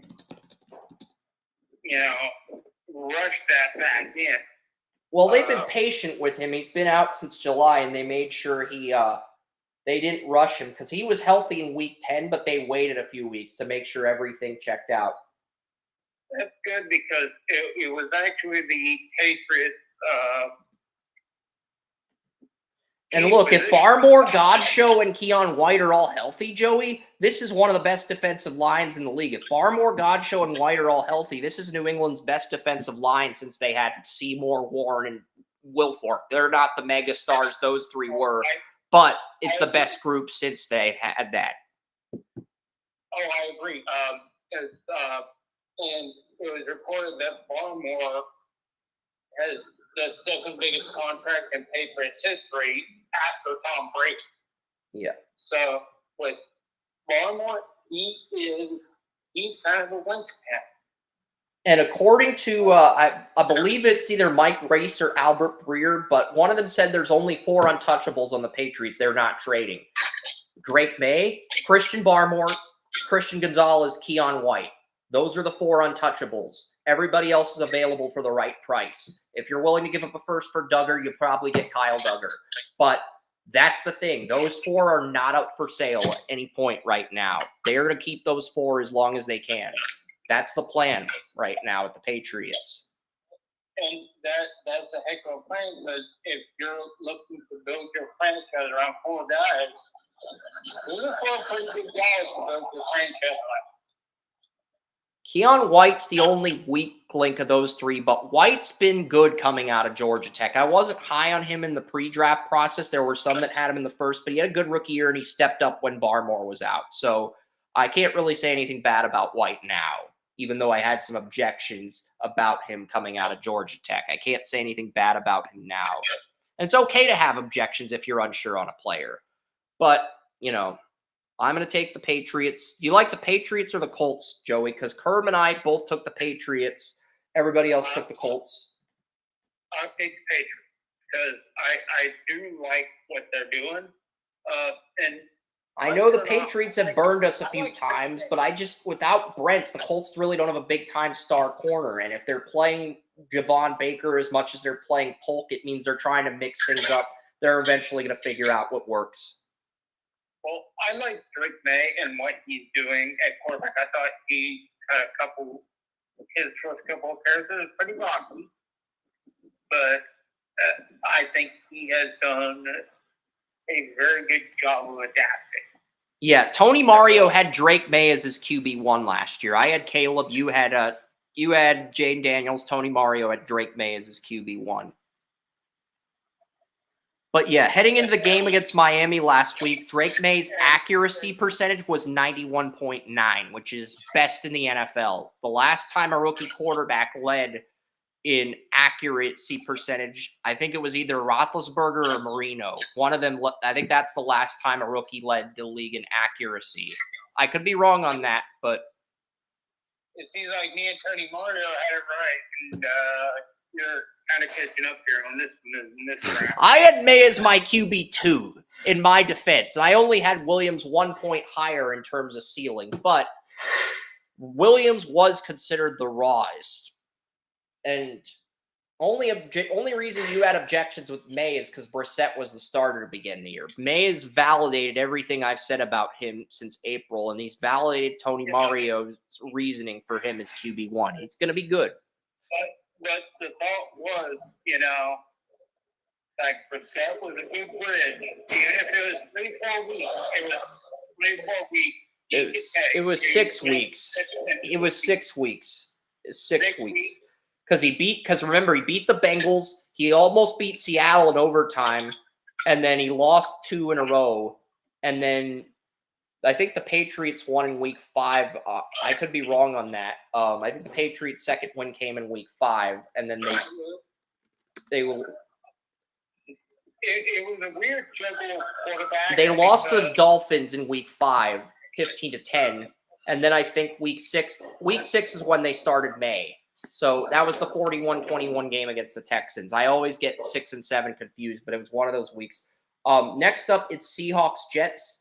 Seahawks got Abraham Lucas back. And I said a few weeks ago, Joey, that if Lucas and Cross are both healthy, they have the ability to be that playoff team. And I just want to look at the Seahawks quickly here. I took the Jets to win, but I want to look at the Seahawks schedule here because I'm going to make my case. If the Rams don't win the NFC West, it could be Seattle. Because you look at where Seattle's at right now with Abraham Lucas, at Jets, at Cardinals, versus Packers, versus Vikings. I have them beating the Vikings. That's the only game I have them winning the rest of the year right now. But they could beat the Jets, they could beat the Cardinals, they could beat the Vikings, and they could beat the Bears on Thursday night. If they win those 4 games, that 7-10 record becomes a 10-7 record. And I have the Rams at 4-2, but you flip the road loss to Arizona, and they are 3-3. I think 10-7 would get them in as the last wild card. I have the Buccaneers at 9-8. We'll get to the Buccaneers in a little bit. I've got the Buccaneers and the Commanders and Niners at 9-8. 10-7 would get Seattle in. So if they win those 3 games, Seattle's the last wild card, just like 2 years ago. So I'm not saying they will get in, but Anthony Bradford Jr. left that game with an injury, Joey, and Christian Haynes, the Connecticut right guard that we were both high on, great Senior Bowl, came in, played really well. And I've always liked Haynes more than Bradford from a ceiling standpoint, but they wanted to ease him in and develop him for a little bit while Bradford got that experience at right guard, and that turned out to be the correct decision. Connor Williams retired, and Olusegun Oluwatimi's looked good at center. So, I mean, Seattle's got their identity on the offensive line. As long as those 5 are healthy, I think they're going to be one of the better offenses in the league. But I like the Jets. I think the Jets, with the bye week, they've had a little bit of a reflection. I took the Jets. I have the Jets winning 31-27, another shootout. So, yeah, Joey, I know you're surprised by the number of shootouts I have this week, but there's a lot of games where people are betting on the under because we're seeing more defense now. I think we're going to get a lot of offense this week. Everybody else took the Seahawks. I'm the only one who took the Jets, by the way.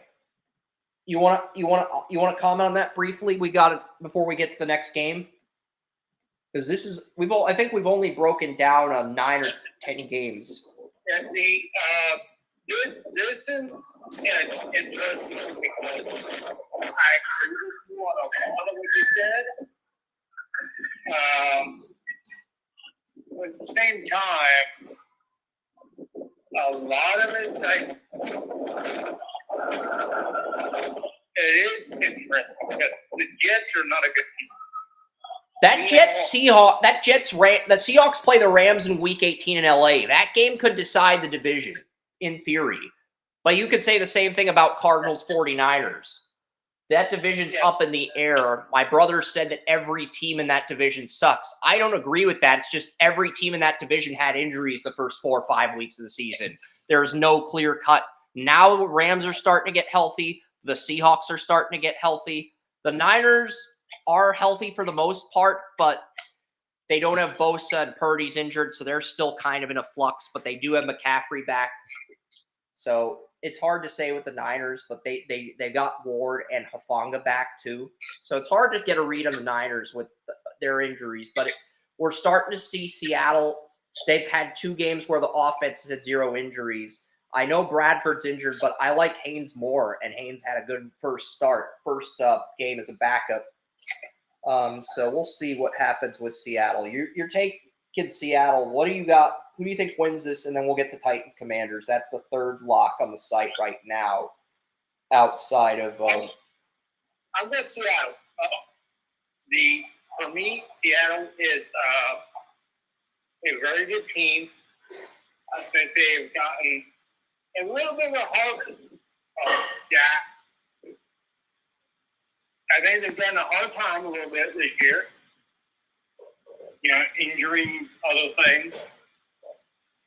But I think they're going to, kind of right the ship this week, at least a little bit.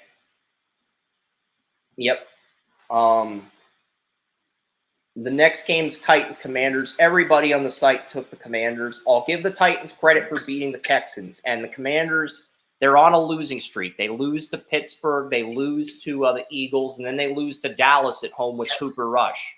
This is the first cold streak the Commanders have had to deal with this season.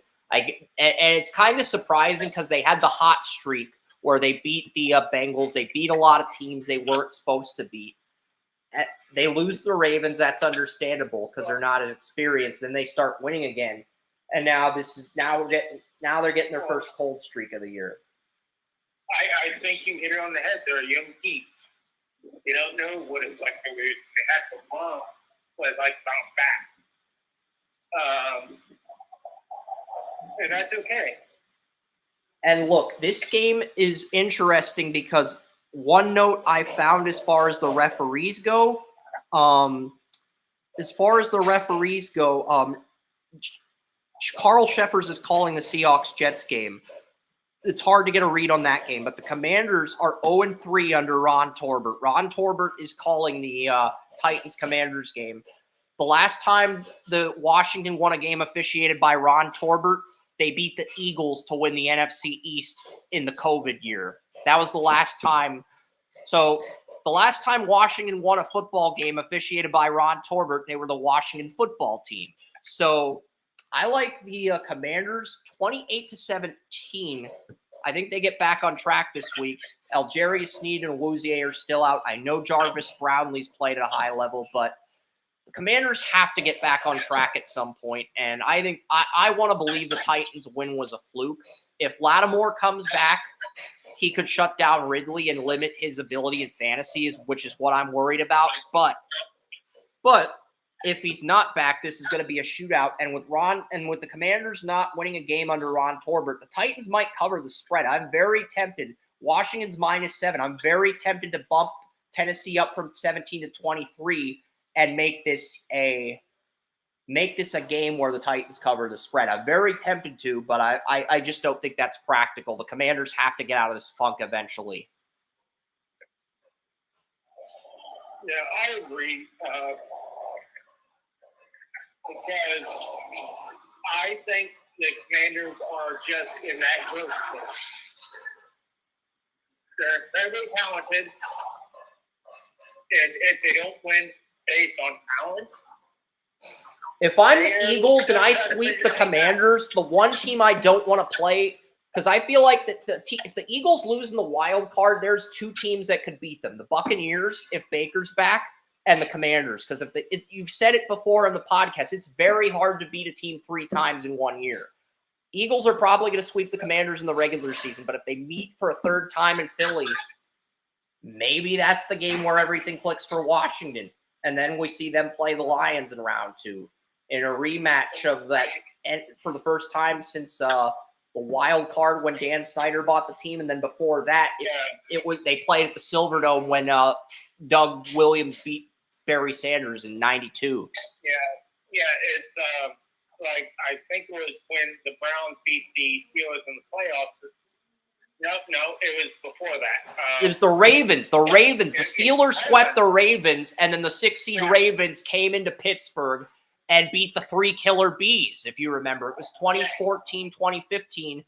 Everybody was talking about that Steeler team, how they're the team of destiny, and how the Broncos should be lucky they're the 2 seed. The Patriots should be lucky they're the 1 seed. And then the Ravens win. 4-seed Colts end up playing the 2-seed Broncos, and then the 4-seed Colts gets the AFC title because of the Ravens. Yeah, and the fact that we have to think about that because of the circumstances of the year shows you how difficult it is to beat one team 3 times in 1 year. It doesn't happen often, and we're looking 10 years ago. 10 years ago. Okay. The Eagles are finally starting to get some injuries on the defensive side of the ball. I'll explain that in a little bit, and I'll explain why I've got the Ravens winning. You can take it with a grain of salt. You can hear me out before you make your pick for the Eagles, but Buccaneers, Panthers have looked fantastic the last 2 games. I mean, they barely beat the Giants, but they got the Chiefs down to a tie game late in the 4th quarter, just like Baker. I got the Panthers pulling the upset here. The Buccaneers don't have a great run defense, and if Chuba Hubbard can control the tempo, and if Bryce Young wins that turnover battle versus Baker, they could steal this game. They could legitimately steal this game. I'm going 23-20, Panthers in overtime.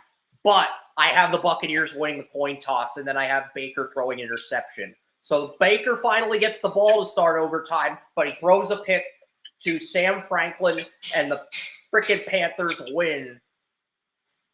They get a field goal thanks to Sam Franklin. This is a difficult game. I do wholeheartedly think Buccaneers are going to win. But in the sake of fairness, when I look, Panthers have a top 7 offensive line this year. I mean, Ekwonu, Damian Lewis, when they're healthy, they've got a top 7 unit in pass protection.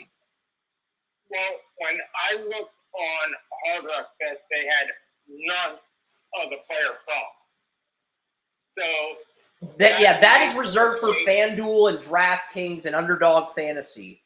Hard Rock Bet just does the point spreads. They don't do the player bets, but they need to get with the times. It's like I made a lot of money on player bets. Okay, good. Good. But when they, something I've noticed is that when they are. But the Panthers are a lot deeper at safety than you realize, Joey. They began the year with Nick Scott as They began the year with Xavier Wood, Nick Scott, and Fuller as the safeties. But after Xavier Woods and Fuller, Nick Scott is the backup strong safety. But Damani Richardson, Carolina's 5th-round pick in 2023 out of Texas, and Damani Richardson, who's went undrafted out of Texas A&M, he beat out Richardson for the backup free safety gig. So the Panthers have 5 good safeties. They're deeper than safety than most realize. But they don't have that big-time star, so the safeties fly under the radar. What I was going to say, when they don't have player props, that usually indicates that the game is going to be a lot closer than a lot of people expect. And they're not quite ready to put those props out there yet. That's what I've come to realize. So I had to sit back and think, well, I got the Bucs. Because 60% are betting on Tampa, and I think the spread's like 6.5. So it's at the point where the sports books are like, Tampa's probably going to win, but we're going to pick Carolina cover to be safe. That's probably what the sports books are thinking internally. That's probably the thought process, because those type of games are literally the type of games that they don't have the prop bets on.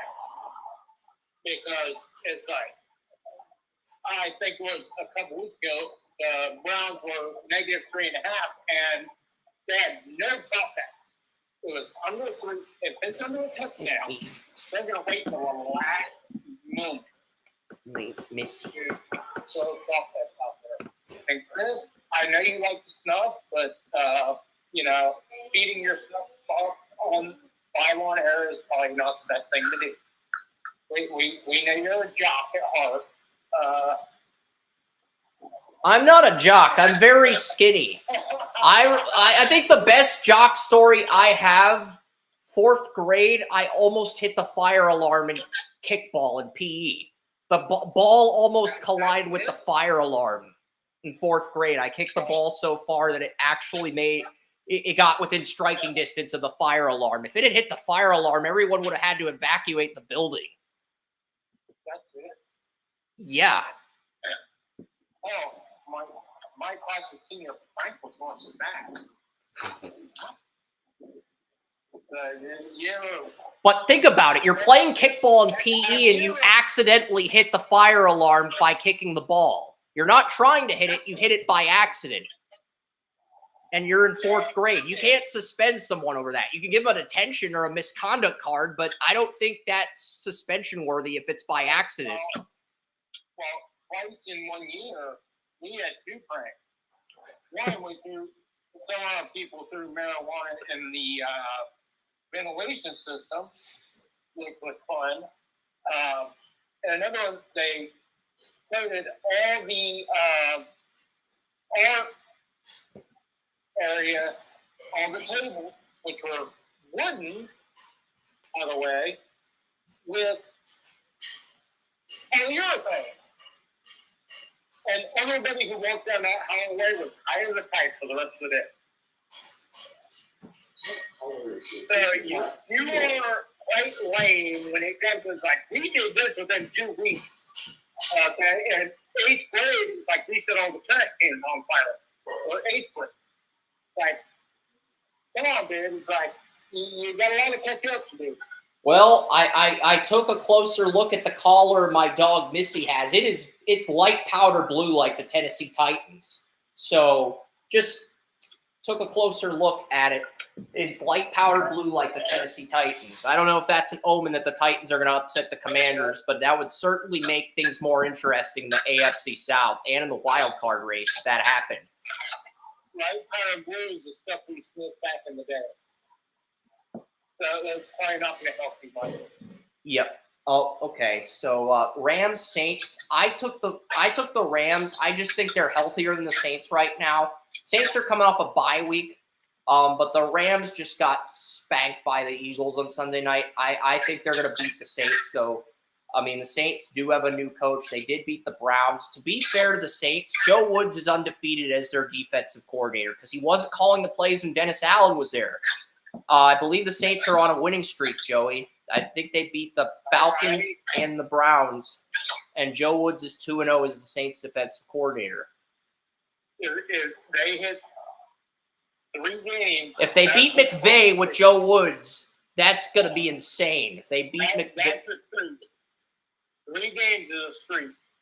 That's what I'm looking at, and that's what I'm looking at for the Browns. That's what I'm looking at for the Saints. Benjamin Albright thinks the Browns might win because against the Broncos on Monday night because the Browns are the 3rd best team in man coverage, and the Bo Nix is like Lamar. He's great in zone, but he's suspect in man.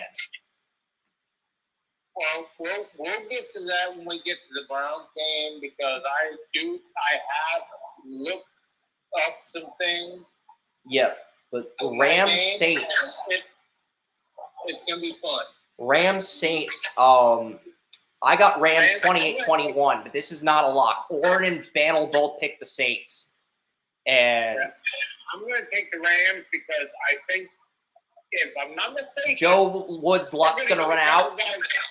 They're gonna get a couple guys back from injury, are they not? The Rams? Yeah, they're getting Noteboom back. They're getting their right tackle back. Havenstein, they're going to get Jonah Jackson back. This might be the first game all year where their offense has 0 injuries. And that's why I'm taking the Rams, like, for the once they're healthy. Yeah, I mean, the Buccaneers had some injuries. Jamel Dean got placed on IR back in Week 7. He has not been activated yet. Tyke Smith missed Week 12. If Dean and Smith are out for the Buccaneers and the Panthers are healthy, I think the Panthers steal this one. But Baker's going to keep it close and make Bryce earn the win. But I think he barely gets it. But, yeah, Eagles-Ravens, this is easily the toughest game to pick. Number 1 running back, number 2 running back, Orrin with the thumbnail of Saquon Barkley and Derrick Henry. I took the Ravens, but there are multiple factors in play because I can see Bantle's thought process. Eagles are 7th in run defense, 3rd in pass defense. But the Eagles have more injuries than the Ravens. Both Roquan Smith and Michael Pierce, the nose tackle who got placed on IR a few weeks ago, full practice today. Both are back. Pierce is expected to be cleared to play, as is Roquan. So this will be the first game where the Ravens defense will be at full health. I know I keep saying that for a few weeks, but I completely forgot Pierce was injured when the Ravens had their secondary at full health. And even though the Eagles could win this, Darius Slay is injured. Devonta Smith is injured. Brandon Graham suffered a season-ending injury in the Sunday night game and announced he's going to retire at the end of the year, but he'll help the team in a mentorship role. It kind of sucks because Brandon Graham and Fletcher Cox, those were the 2 catalysts of the Eagles' rebuild in the defensive line before Andy Reid left. Those were the 2 catalysts. So, and Bryce Huff went on IR last week too, Joey. So if Nolan Smith or Josh Sweat goes down, there's no depth at edge rusher for the Eagles. That is going to hurt them down the road. May not hurt them this week, but that is going to come back to creep. That's going to come back to hurt the Eagles at some point. So I'm just saying, I like the Ravens And it's not just the fact that the Ravens are healthier than the Eagles. The Eagles are still going to lead the division even if they lose this game. The Ravens need this game to stay toe-to-toe with the Steelers. And I think without Darius Slay in the lineup, could be a game where the rookies have approach anxiety and Lamar just gets the best of them, even though the rookies play well. I just think that's the type of game we're headed towards. Also, Craig Rolstad is calling this game. And the Panthers are 0-3 in games called by Traw Blake, but I think they break that trend. Craig Rolstad's calling the Eagles-Ravens game. 6 days after calling Ravens-Chargers. This is insane. This is the first time where a referee's gotten the same NFL team in the span of 6 days, as far as officiating goes. Same referee gets the same NFL team. He gets Ravens at Chargers. He gets Eagles at Ravens. And the Eagles have lost their last 4 called by Rolstad. Their last win with Rolstad was in 2019, 2020 when they had Carson Wentz and that Nick Foles. The Ravens have won their last 3 games refereed by Craig Rolstad, including the Monday night game. They won 2 other games before the Monday night game, and they also beat the Eagles in 2016. But that you can't really put much stock into that because in 2016 the Eagles had rookie Carson Wentz and the Ravens had Flacco. So you can't really put as much stock into this. This game's going to have a lot more offense. And I'm going to go out on a limb and say Deontay Johnson, who has been a liability for the Ravens so far, gets the game-winning touchdown for the Ravens in this one. Pierce is going to be back. So is Roquan. That is huge if that's true. I do think the Eagles are a good team, but I've got the Ravens winning 35-31. The Ravens defense has been... Their pass defense is atrocious, but to be fair, they've had a lot of key guys out with injuries. Well, I'm trying to say they're not as bad as the Bengals. Their run defense is 3rd in the league. So the Eagles have played a lot of weak run defenses. That's why Barkley's been feasting. This is the first run defense that's going to test Saquon Barkley. He did a backwards switch jump over somebody. I mean, it was impressive, but it was against the Jaguars, who have the worst pass defense in the league. So I'm not gonna. Pass rush or not, and that is strength of schedule matters. Strength of schedule matters, in my opinion. So it does, but in that one play, it's like, hey, I got you wrapped up, and they're like, hey, guess what? I'm gonna freaking do the most athletic thing I possibly think of. Here I am. And then go home and smoke a cigar or a beer just because I can. Yeah, I mean, there are people talking about Saquon Barkley as the MVP of the year at this point. I mean, that's a running back. That if he keeps this up, I mean, it's going to be hard to argue.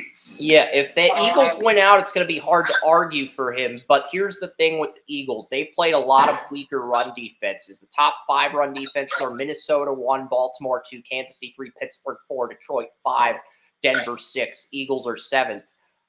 And you look at some of the teams they've played. Green Bay is the best run defense they faced back in week 1 in Brazil. They played the Buccaneers in 16th best run defense. They lost the Buccaneers. They lost the Falcons, 19th best run defense. And they played a lot of underwhelming run defenses this year. The Saints are 25th in run defense. Jaguars 26th. You look at the Rams are 28th in run defense. The Commanders are 29th in run defense. The Cowboys, Panthers, the Giants are all bottom 4 in run defense. A lot of Saquon Barkley's monster games have come against teams with shitty run defenses. This run defense is better than any run defense Barkley's encountered all year. And they held Dobbins to 40 yards before his injury. So that should say a lot.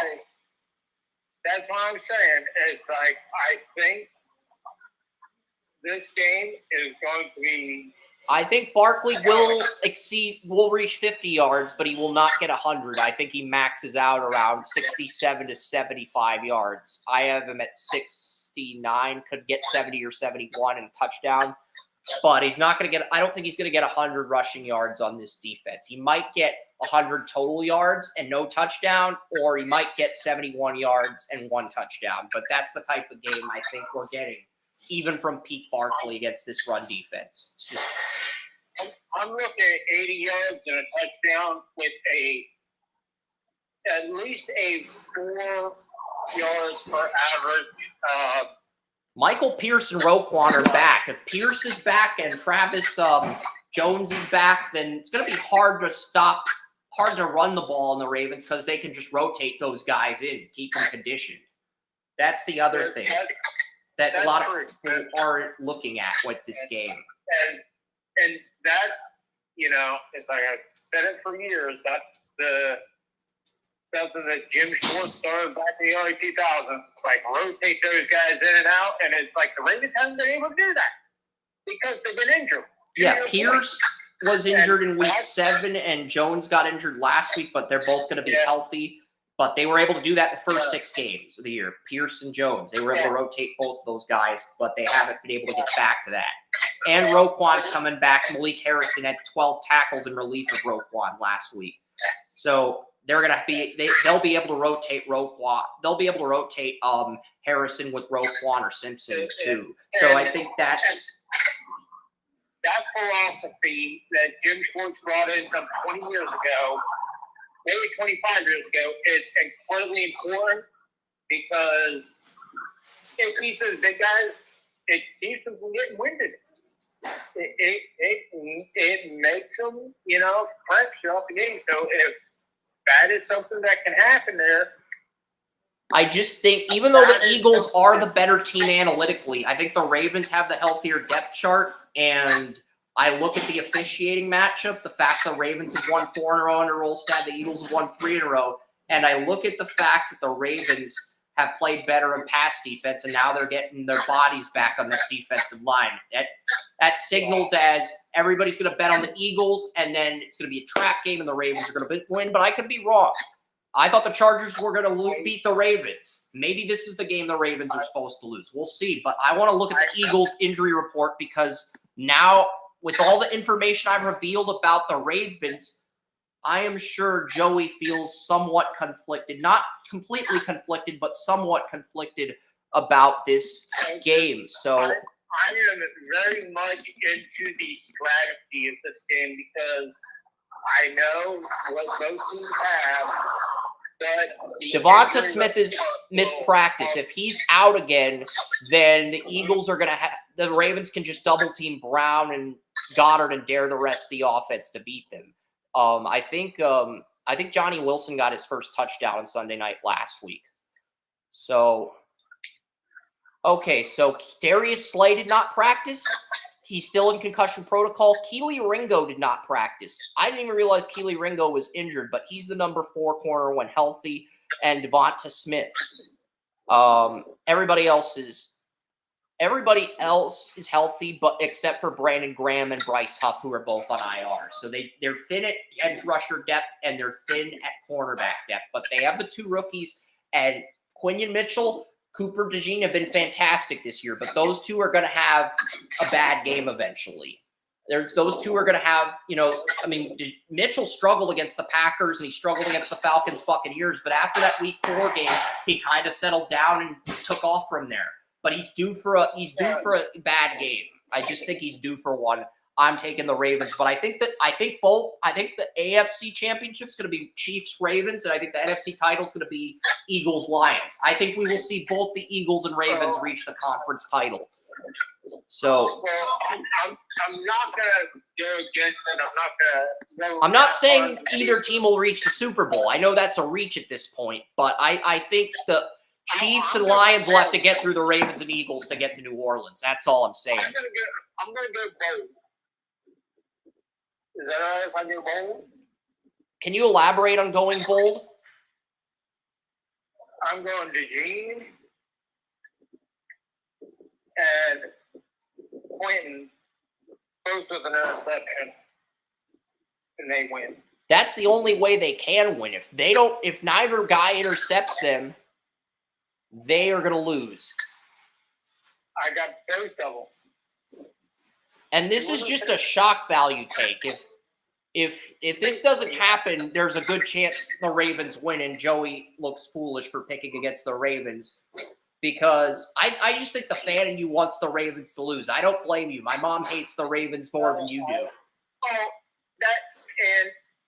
it's like I was big on both of these guys when they were drafted. I love both guys. So, it's like, come on. I had DeJean in the second. I had Mitchell in the first. But there were a lot of people that had – but I came around to DeJean as the process unfolded because I played well against Ohio State his first year, but he was a sophomore redshirt. He's been great. He's like the defensive version of Vince Papale in Philadelphia, Cooper DeJean. I was being disabled for him the entire time. He hits harder. Vince was a special teams guy. This guy hits hard. He covers well. But yeah, what is the best coming out for both these guys? They won't both play well, whatever, but... What if Devontae Walker ends up getting his first touchdown against these rookie corners for the Eagles, and that's how the Ravens win?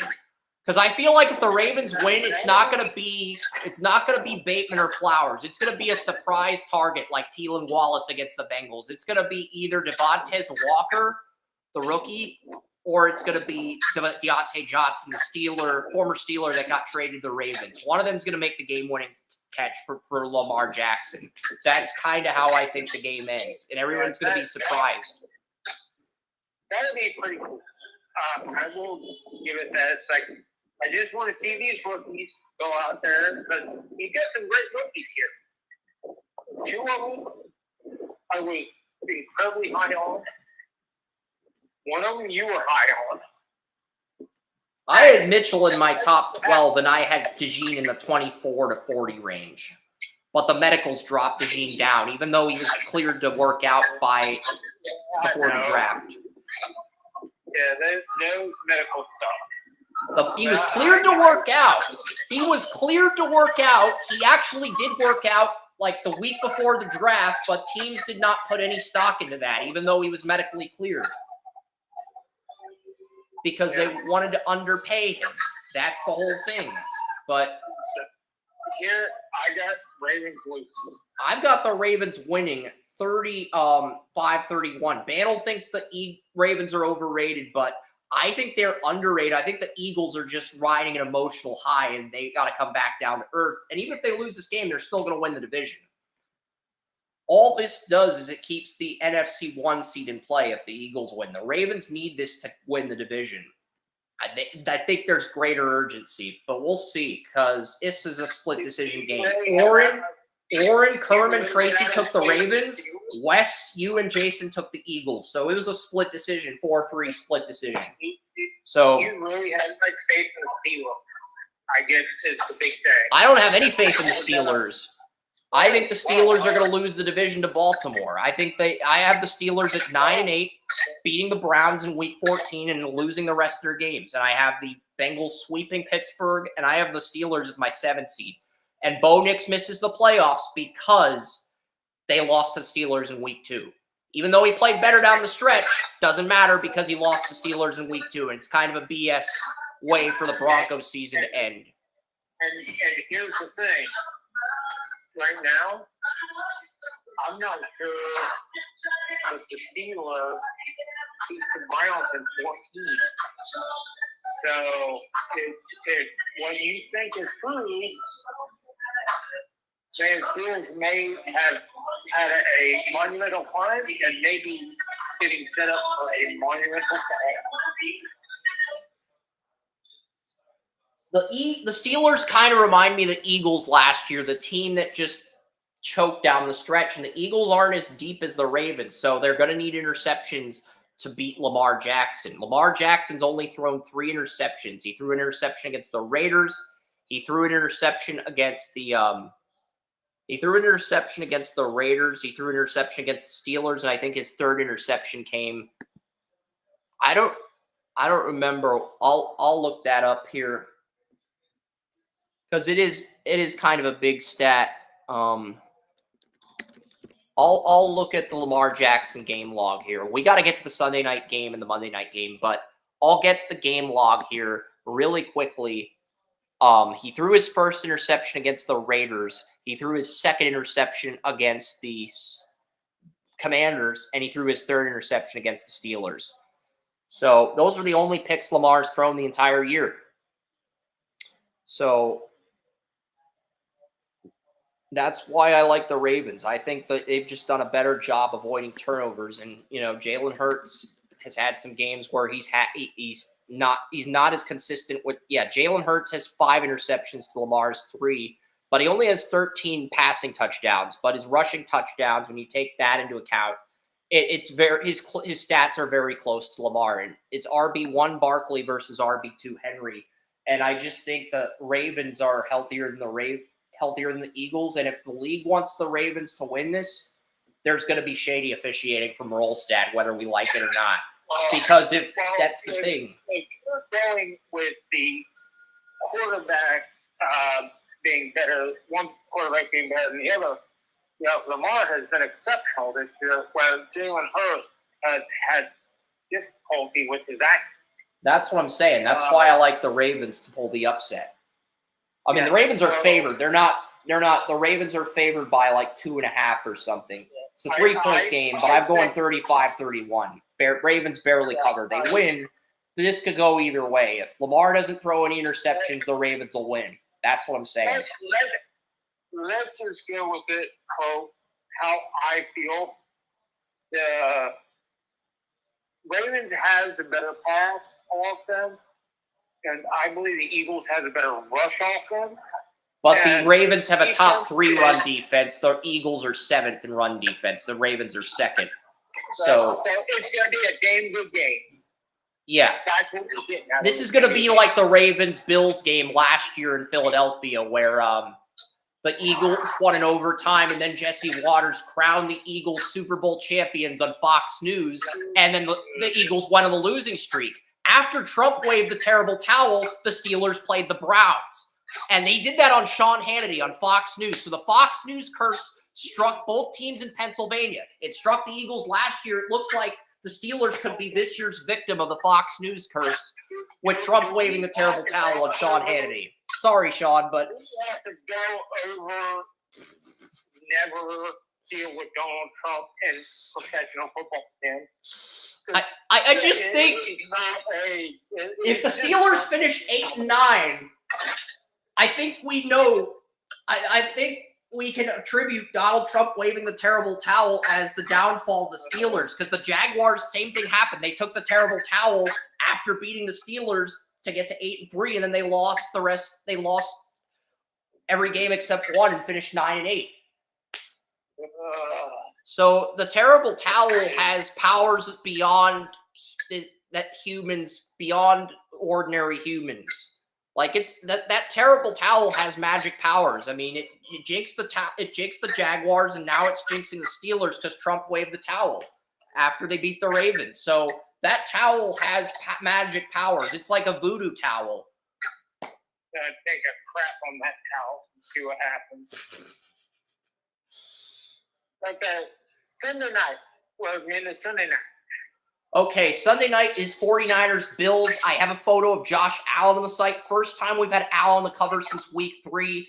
If Joey takes the Bills, Nick Bosa did not practice. Purdy practiced in limited capacity. So Purdy could be back. Game time decision. I have the Bills blowing out the 49ers 42-6. And this is if Purdy and Bosa don't play. If Purdy and Bosa do not play, I have the Bills routing this game 42-6. Yeah, I've got the Bills. Hopefully Purdy and Bosa both play and I can adjust the score of this game. But if they don't play, and a lot of people are betting the under expecting a defensive game, if they don't play, I think the Bills will rout the Niners on Sunday night. And it's going to be uglier than the week 3 win on Monday Night Football, where they just destroyed the Jaguars and played Trubisky in the fourth quarter. This could be uglier than that. Well, with my thought process is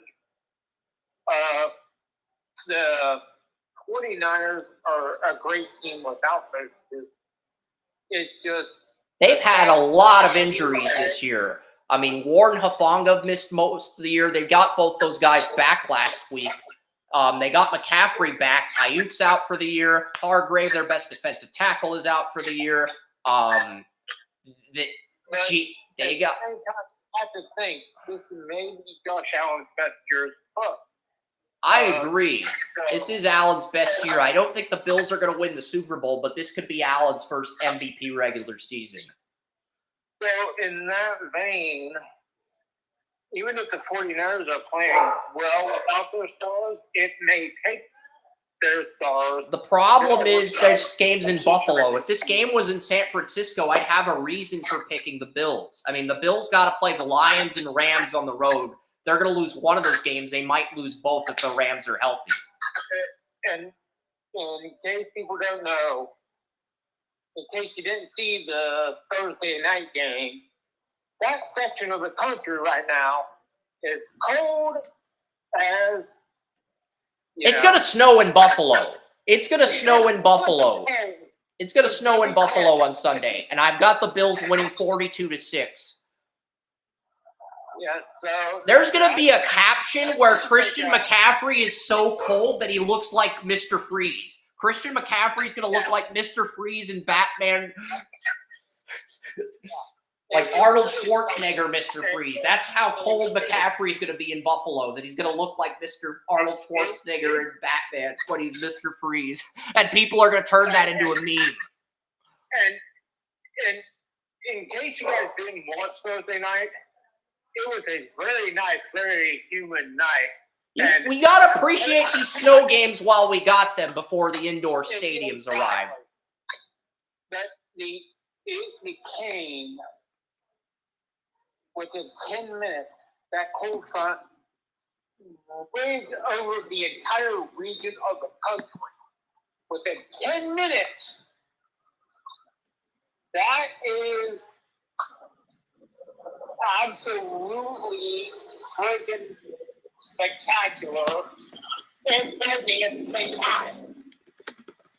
And, when that type of thing happens, you gotta look the next week, and it's still freaking cold.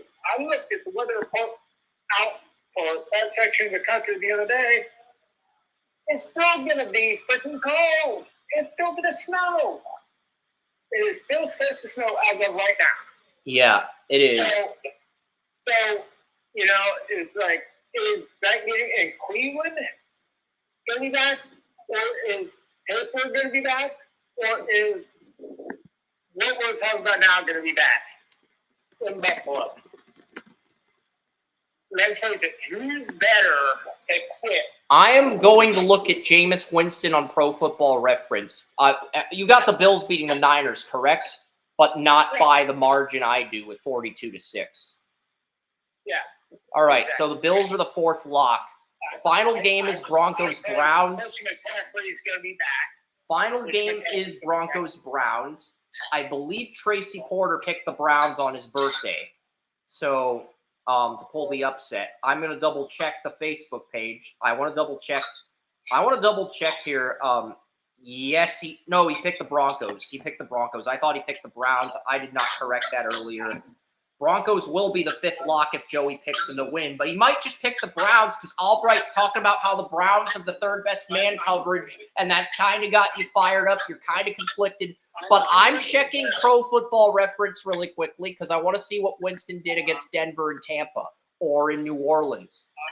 Has he played in the Denver altitude? That's going to be what decides this for me. I'm taking the Browns because Jameis Winston, since he took over, is a top 12 NFL quarterback. He's not. He's a top 15 quarterback, but you're hyping him up because you're happy with his play. By the stats. He's a top 15 quarterback. He's better than Watson. I will give you that. He beat Watson in college. Before Watson ruled Clemson. Okay. He lost. Okay. I do have something here. I do have a game log for Jameis Winston against Denver from 2016. Is it a Denver game? Who is the home team, though? Who is the home team in this game? Was it Tampa or was it Denver? Was this game in Raymond James or was it in Denver with the altitude? It was in Tampa. The last time Jameis Winston played Denver, Gary Kubiak faced Dirk Cotter. Winston threw 0 touchdowns, 2 interceptions, and a 27-7 loss. And I believe the quarterback for Denver was Paxton Lynch. Paxton Lynch. All I know is that Simeon began the game, but he went 5 for 7, got injured, and Paxton Lynch came in, went 14 for 24 in relief of Simeon, and the Broncos beat the Buccaneers by 20. Paxton Lynch beat. I know that the last 4 games are showing a. Because I'm looking for something in particular, Joey. I wanted to see what Winston did against Denver in the altitude, in the cold weather.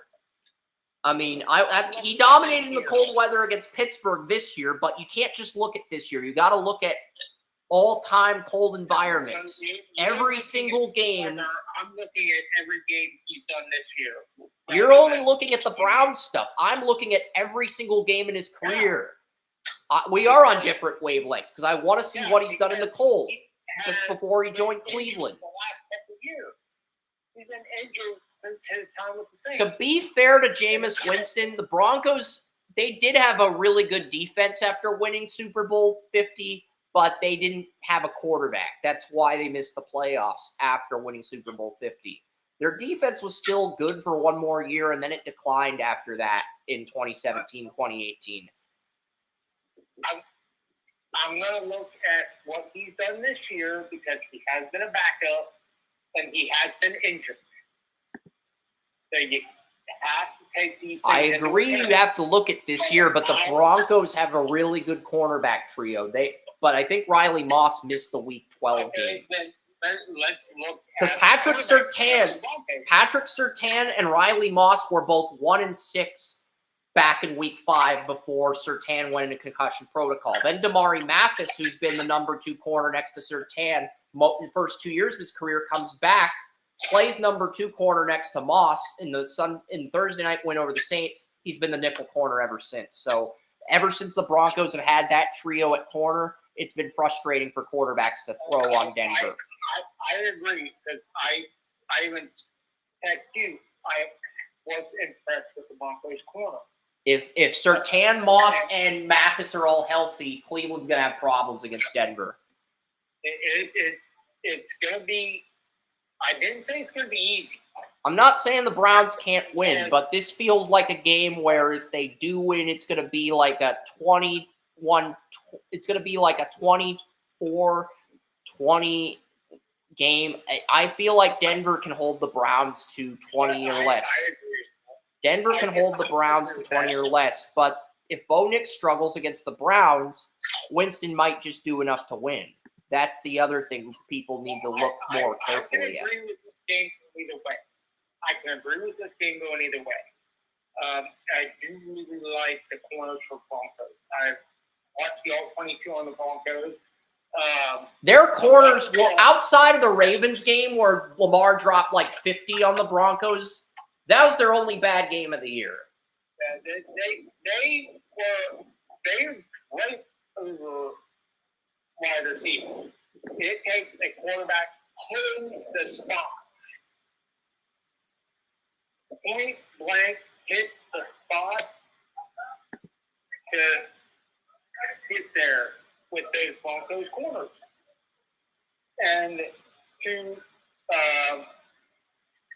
Winston's credit, he has the conspiracy theorists have the Browns winning because Denver Broncos has a gematria of 76, and the Broncos would fall to 7-6 with a loss to the Browns. So the conspiracy theorists do like the Browns, but Joey will give you more logical and rational reasons why the Browns will prevail. Yeah, I didn't do that whole, It's just like some of these picks are right, others are wrong, but when they're wrong, they don't take accountability for why they're wrong. They just use the script. They just change the narrative. They shift the goalposts. Football term, but yeah, that's basically. Here's what's going to happen. if Denver wins, they intercept Jameis Winston because Winston's too confident in his arm. If the Browns win, Winston's putting the ball where it's supposed to be, when it's supposed to be there, and they're getting those completions. That's the bottom line. That's it. The corners of the Broncos are going to intercept Winston, or the Browns are going to win.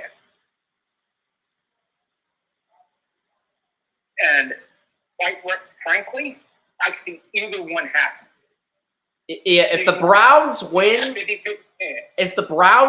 Jameis Winston, he's going to stare at Sean Payton like Derek Zoolander with blue steel, and then he's going to hold up the three fingers in a W formation, and he's going to make Sean Payton gaze at, and Payton's going to try to look away, but he's going to make Payton gaze at the W, and it's going to be like Zoolander, the blue steel scene in Zoolander. That's how the Browns are going to win, and you're going to love it if that happens. Yeah, it's literally the Broncos' good young defensive backfield, or Jameis Winston against those young and those young receivers for the Browns. I'm taking the over because the majority of the betting is on the under, and for good reason with these defenses.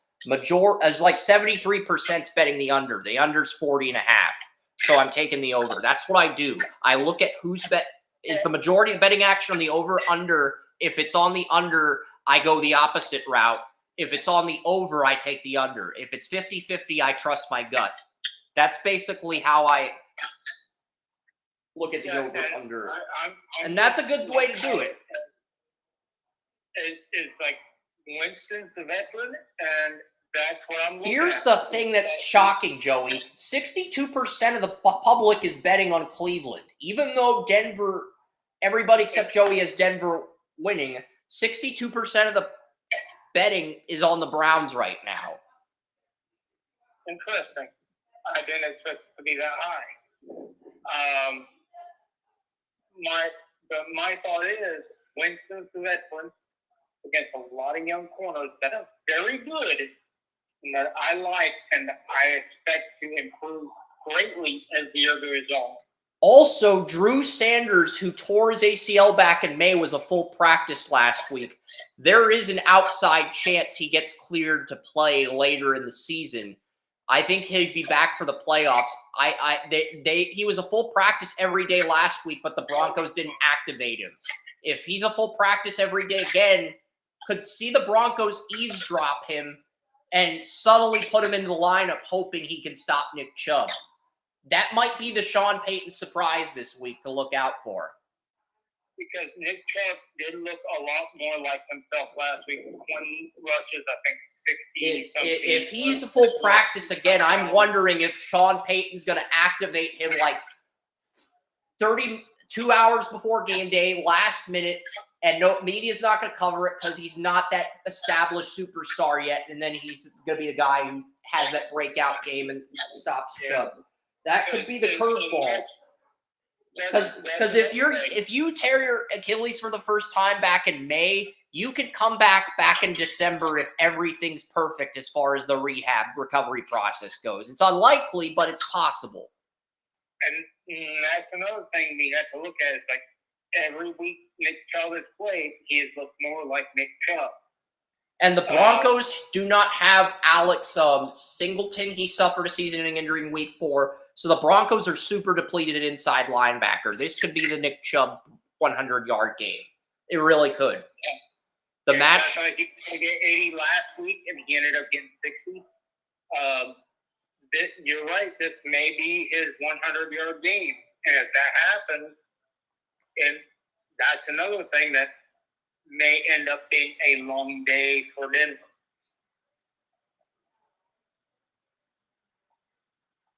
That's why I'm having so much trouble. I did pick Denver, but I could see the Browns stealing this game. It just depends on which QB shows up, because both QBs are dominant against zone coverage, but I think Winston's a little bit better against man.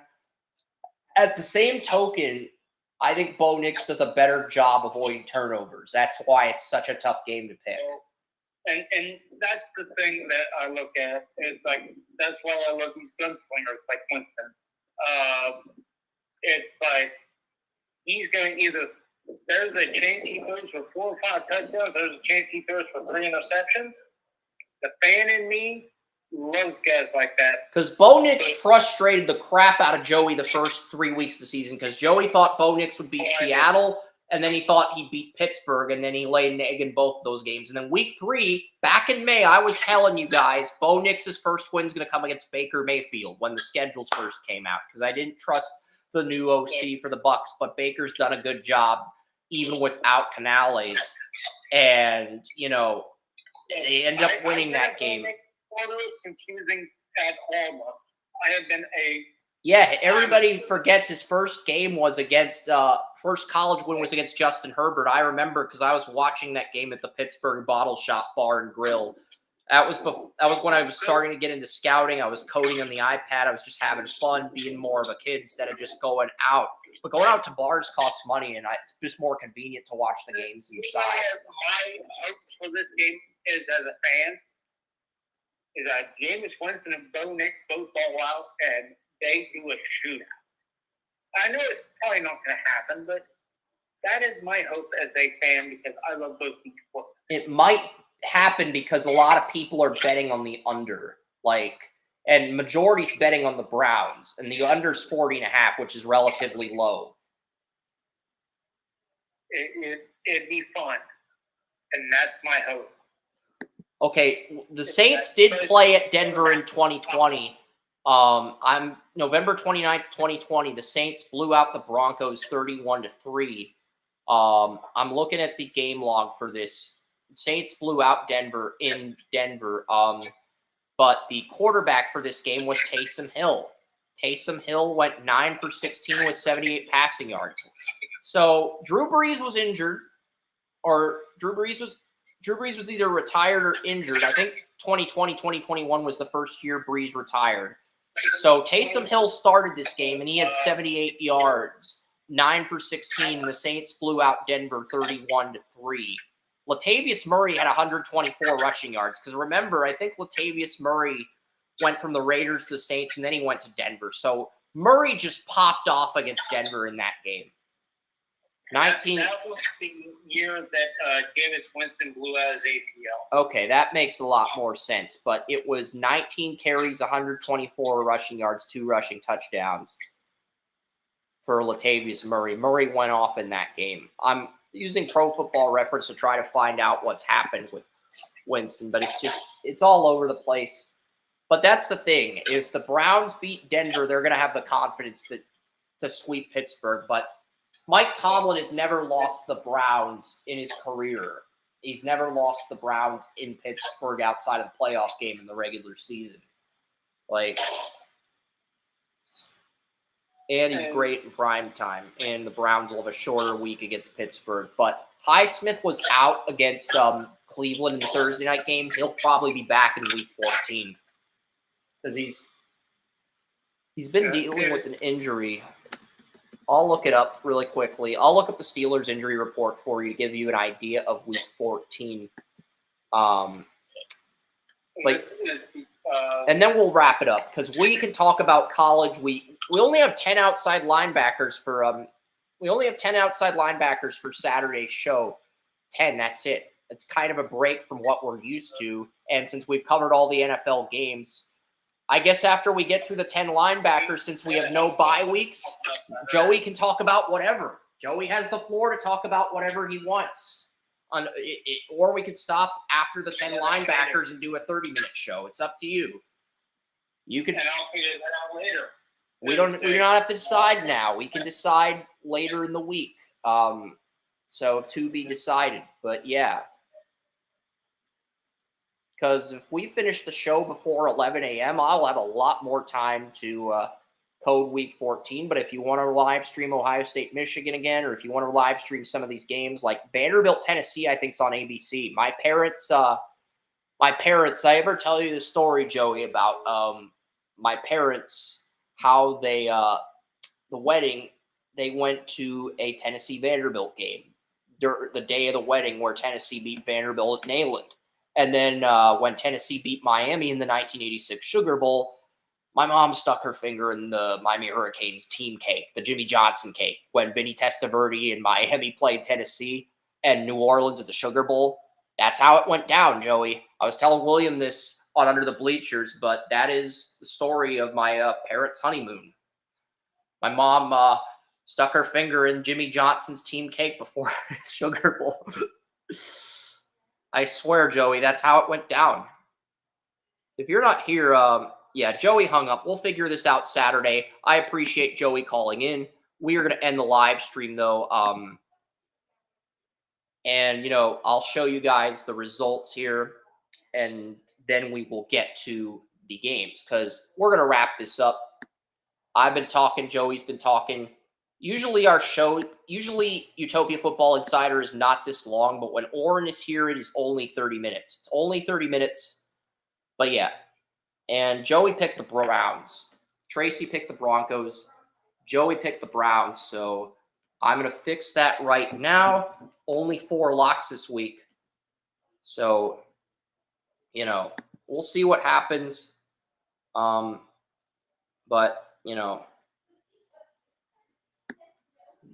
we will quickly go through all the I will quickly go through all the games here, recapping everything. I know I'm kind of scrolling kind of fast, but I've been on the air since 4:45. Under Utopia Football Insider is not going to be 3 hours when Oren is here. I am way more detail-oriented. Oh, Joey's back. Cool. Hey, but yeah, I'm glad you're back, man, and I'm just loading. I got cut off for good. But I was just saying, it's interesting how the season's unfolded. I'll quickly load the simulator. We'll end this at 7:30, but I'll give our audience a quick simulator update from my simulator. The Chiefs are still 16-1. We have 2 13-4 AFC teams, the Bills and the Ravens. If the Bills lose the Rams and Lions and the Ravens win out, the Bills and Ravens would both be 13-4. And in that scenario, the Ravens jump Buffalo to be the 2 seed. The 4 seed is the Texans at 10-7. The Chargers at 11-6 are the 5 seed. The Bengals win out. They're the 6 seed. They head to Buffalo, and the Steelers are 9-8. And they get the last tiebreaker over Denver, assuming they beat the Browns. Now, if the Browns sweep Pittsburgh, Denver would get in, and that would set up a Denver-Baltimore rematch after Denver got blown out by the Ravens. So, and that was one of the scenarios that we talked about on Saturday, because I ran through a bunch of scenarios on simulator, and that was one of them was where Cleveland swept Pittsburgh, and Denver ended up. I think Denver got the 7th seed in that.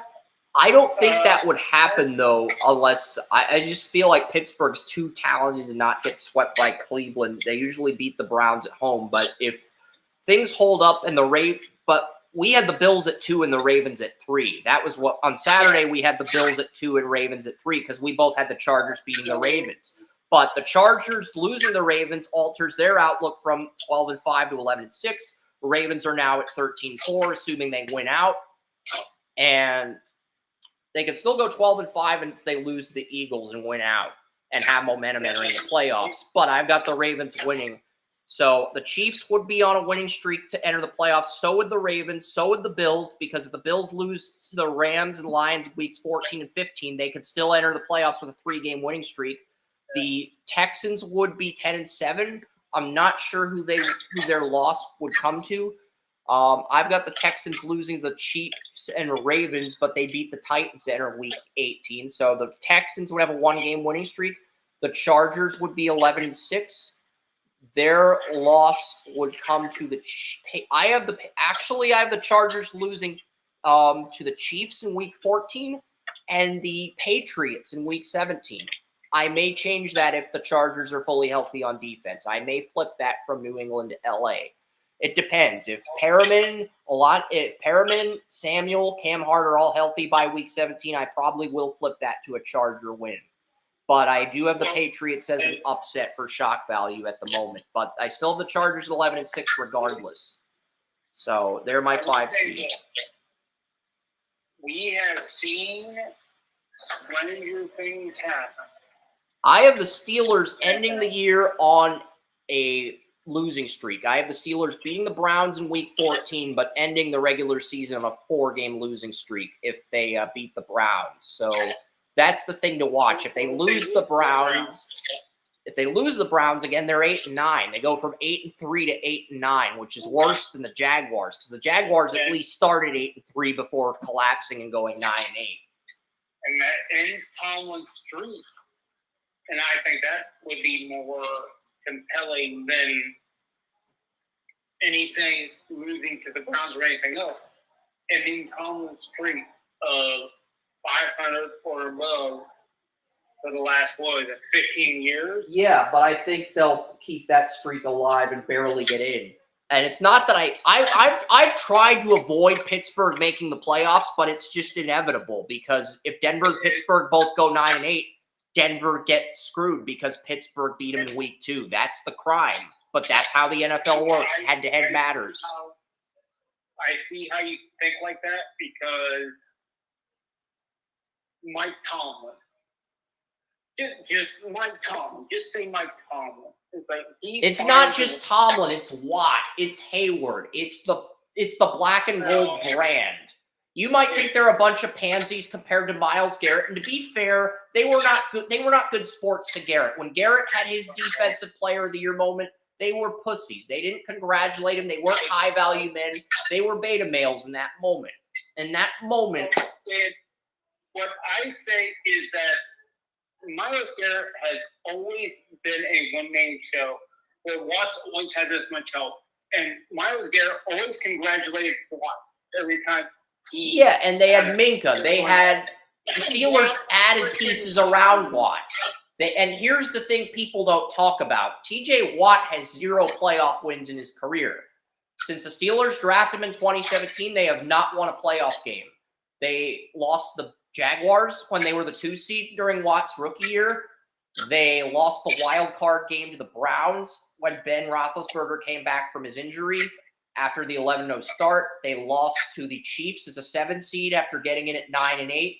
Then I think Ben retired after that. They struggled for a few years. They finally got back to the playoffs last year due to an easier strength of schedule, and then they lost the Bills with Mason Rudolph. So I mean, Myles Garrett.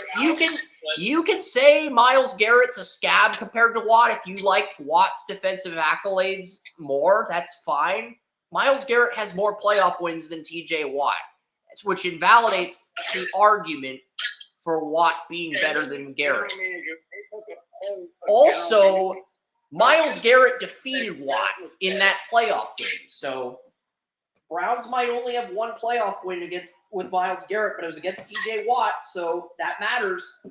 And also, if you are so insecure that your place not only on your team but in the league, that you are going to whine, bitch, moan, and complain when somebody else gets something that you want, I have to question your actual ability and say, hey, look at Highsmith.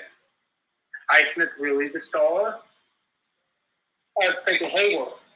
Hayward really the star? Or are you just the guy that... Because here's the thing. When TJ Watt had a season-ending injury a few years ago and missed most of the year, Highsmith led the Steelers in sacks 2 years ago when Watt had an injury that kept him out most of the season. That was the year Highsmith broke out, and then they had both guys healthy for the playoffs. But it didn't matter. Highsmith was just playing that well to get the extension. Now that he got the extension, he hasn't been as dominant. He just had that one breakout year, and the Steelers figured if they both get 10 sacks a year, we will be a force. But it's always one or the other being injured. That's the thing. And you still have Hayward. You still have Hayward. You have Minka. Minka Fitzpatrick's one of the better safeties in the league. And outside of Minka, you have Deshaun Elliott. That's the best 1-2 punch Steelers have had at safety this year since Clark and Polamalu. Neither's as good as those two, but it's the best 1-2 punch. I mean, it's, for a few years, the Steelers were kind of stuck in purgatory at safety with nobody next to Minka. And now you got Joey Porter Jr., you got Dante Jackson on a 1-year deal. If the Steelers draft a corner, they can keep beating Bishop at nickel, and their secondary will still be strong for years to come. Wes Langley mocked a corner to Pittsburgh. That's why I look at those and I say, you got all this help. All you have to do is say, congratulations, Myles Garrett, on a great season. That's it. I'll quickly look at Wes Langley's mock draft. I'll quickly read it to you. I actually completed this in under 3 hours on Sunday. He's got the Jags taking Travis Hunter as a receiver / corner. He gave the Titans McMillan. Instead of Will Levis, he gave the Titans McMillan to pair with Ridley. And you can get a free agent, or they can draft Milroe in the second round to compete with Levis. That was Wes's thought process. I kind of agree. The Giants get Cam Ward. The Raiders get Shedeur. Patriots go Will Johnson out of Michigan to pair with Gonzalez, and they get a left tackle in free agency. There's a few left tackles in the market. Ronnie Stanley, Tyron Smith. He will not be back with the Jets next year. Garrett Bowles will be available, and Cam Robinson. And with Cam, I think the Patriots are either going to get Tyron Smith or Cam Robinson. And I feel like Cam Robinson would take a team-friendly deal. Interesting. So he's an underachiever that was drafted. He's a high. He's not a Pro Bowl player that some people hyped him up to be, but when he's healthy and effective, he's a high-end starter. When he applies himself, he's a high-end starter, but he doesn't apply himself consistently. Yeah, that's the thing with he's effective when he's healthy. As long as and when he's not suspended. When he's healthy, he's not suspended. He's effective. So if the plan is we're going to go with him for 2 or 3 years, and then we're going to draft Jordan Seaton in 2027, that's not a bad plan. If that's the plan, we'll try to get a left tackle in 2026, but we'll get Hayward on a 2-year deal where he could still be the right tackle, or he can kick inside to guard if we get our left tackle in 2026. That's not a bad direction to go in, honestly. If the plan is to get a best player on the board, I can live with Cam Robinson. I don't think about these bridge players is around the league is they want to give 2-year deals, fully guaranteed for 2 years, and then a team option for a 3rd-year deal. I feel like the Patriots would have to offer Cam Robinson a 3-year deal. They could get him at a discount price. They don't have to pay $15-17 million for Robinson. They might have to pay $13 million to get him, but they could probably get him $12.5-13 million 3 years. And as long as the first 2 years are guaranteed, I think he'd sign that. That is. But realistically, if those 4 hit the market, Stanley's probably going to re-sign with the Ravens, take less money. Bowles will probably get his pick of what team he wants. And if the Patriots will be stuck with Tyron Smith, who struggled this year after dominating for many years in Dallas, and Cam Robinson. And I think they'd slightly overpay Robinson to keep him because he's younger than Smith. I think that's the Elliott Wolf thought process. But yeah, if the Patriots don't take Will Campbell at 5, they're going to get a left tackle in free agency as a stopgap, and then they'll get Will Johnson. That's basically what Wes is saying, and I agree with that because Jonathan Jones, the other corner next to Gonzalez, is a UFA. So if the Patriots draft a corner, they're going to get their left tackle in free agency. They just can't afford to ignore a left tackle. They don't have that luxury. Yeah, I just find it interesting about how the contracts are going with the 2 or 3 year deals with the extra year of a team controlled that's starting to come about.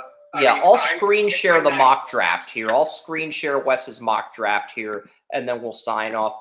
Because I was just reading the mock. I wasn't screen sharing it, but the top 5, number 1 is Travis Hunter, number 2 Tatoria McMillan to the Titans, Cam Ward to the Giants, Shedeur to the Raiders, Will Johnson, Michigan corner to the Patriots as a number 2 to Gonzalez. I could see all of those. The Jets get Will Campbell at 6. Tyron Smith, Morgan Moses, and John Simpson are all UFAs. So if the Jets think Campbell's a guard instead of a tackle, they can try him at all 3 positions. And there's literally no risk, and you get the best player in my board and Joey's board at 6. And maybe Will Campbell. There's a lot of speculation that the Jets will move on from Aaron Rodgers, but A, that'll cost a cap hit, and B, I doubt the Jets can attract a quarterback better than Rodgers in free agency right now. So they're just better off biting the bullet and letting the contract play out until Rodgers retires.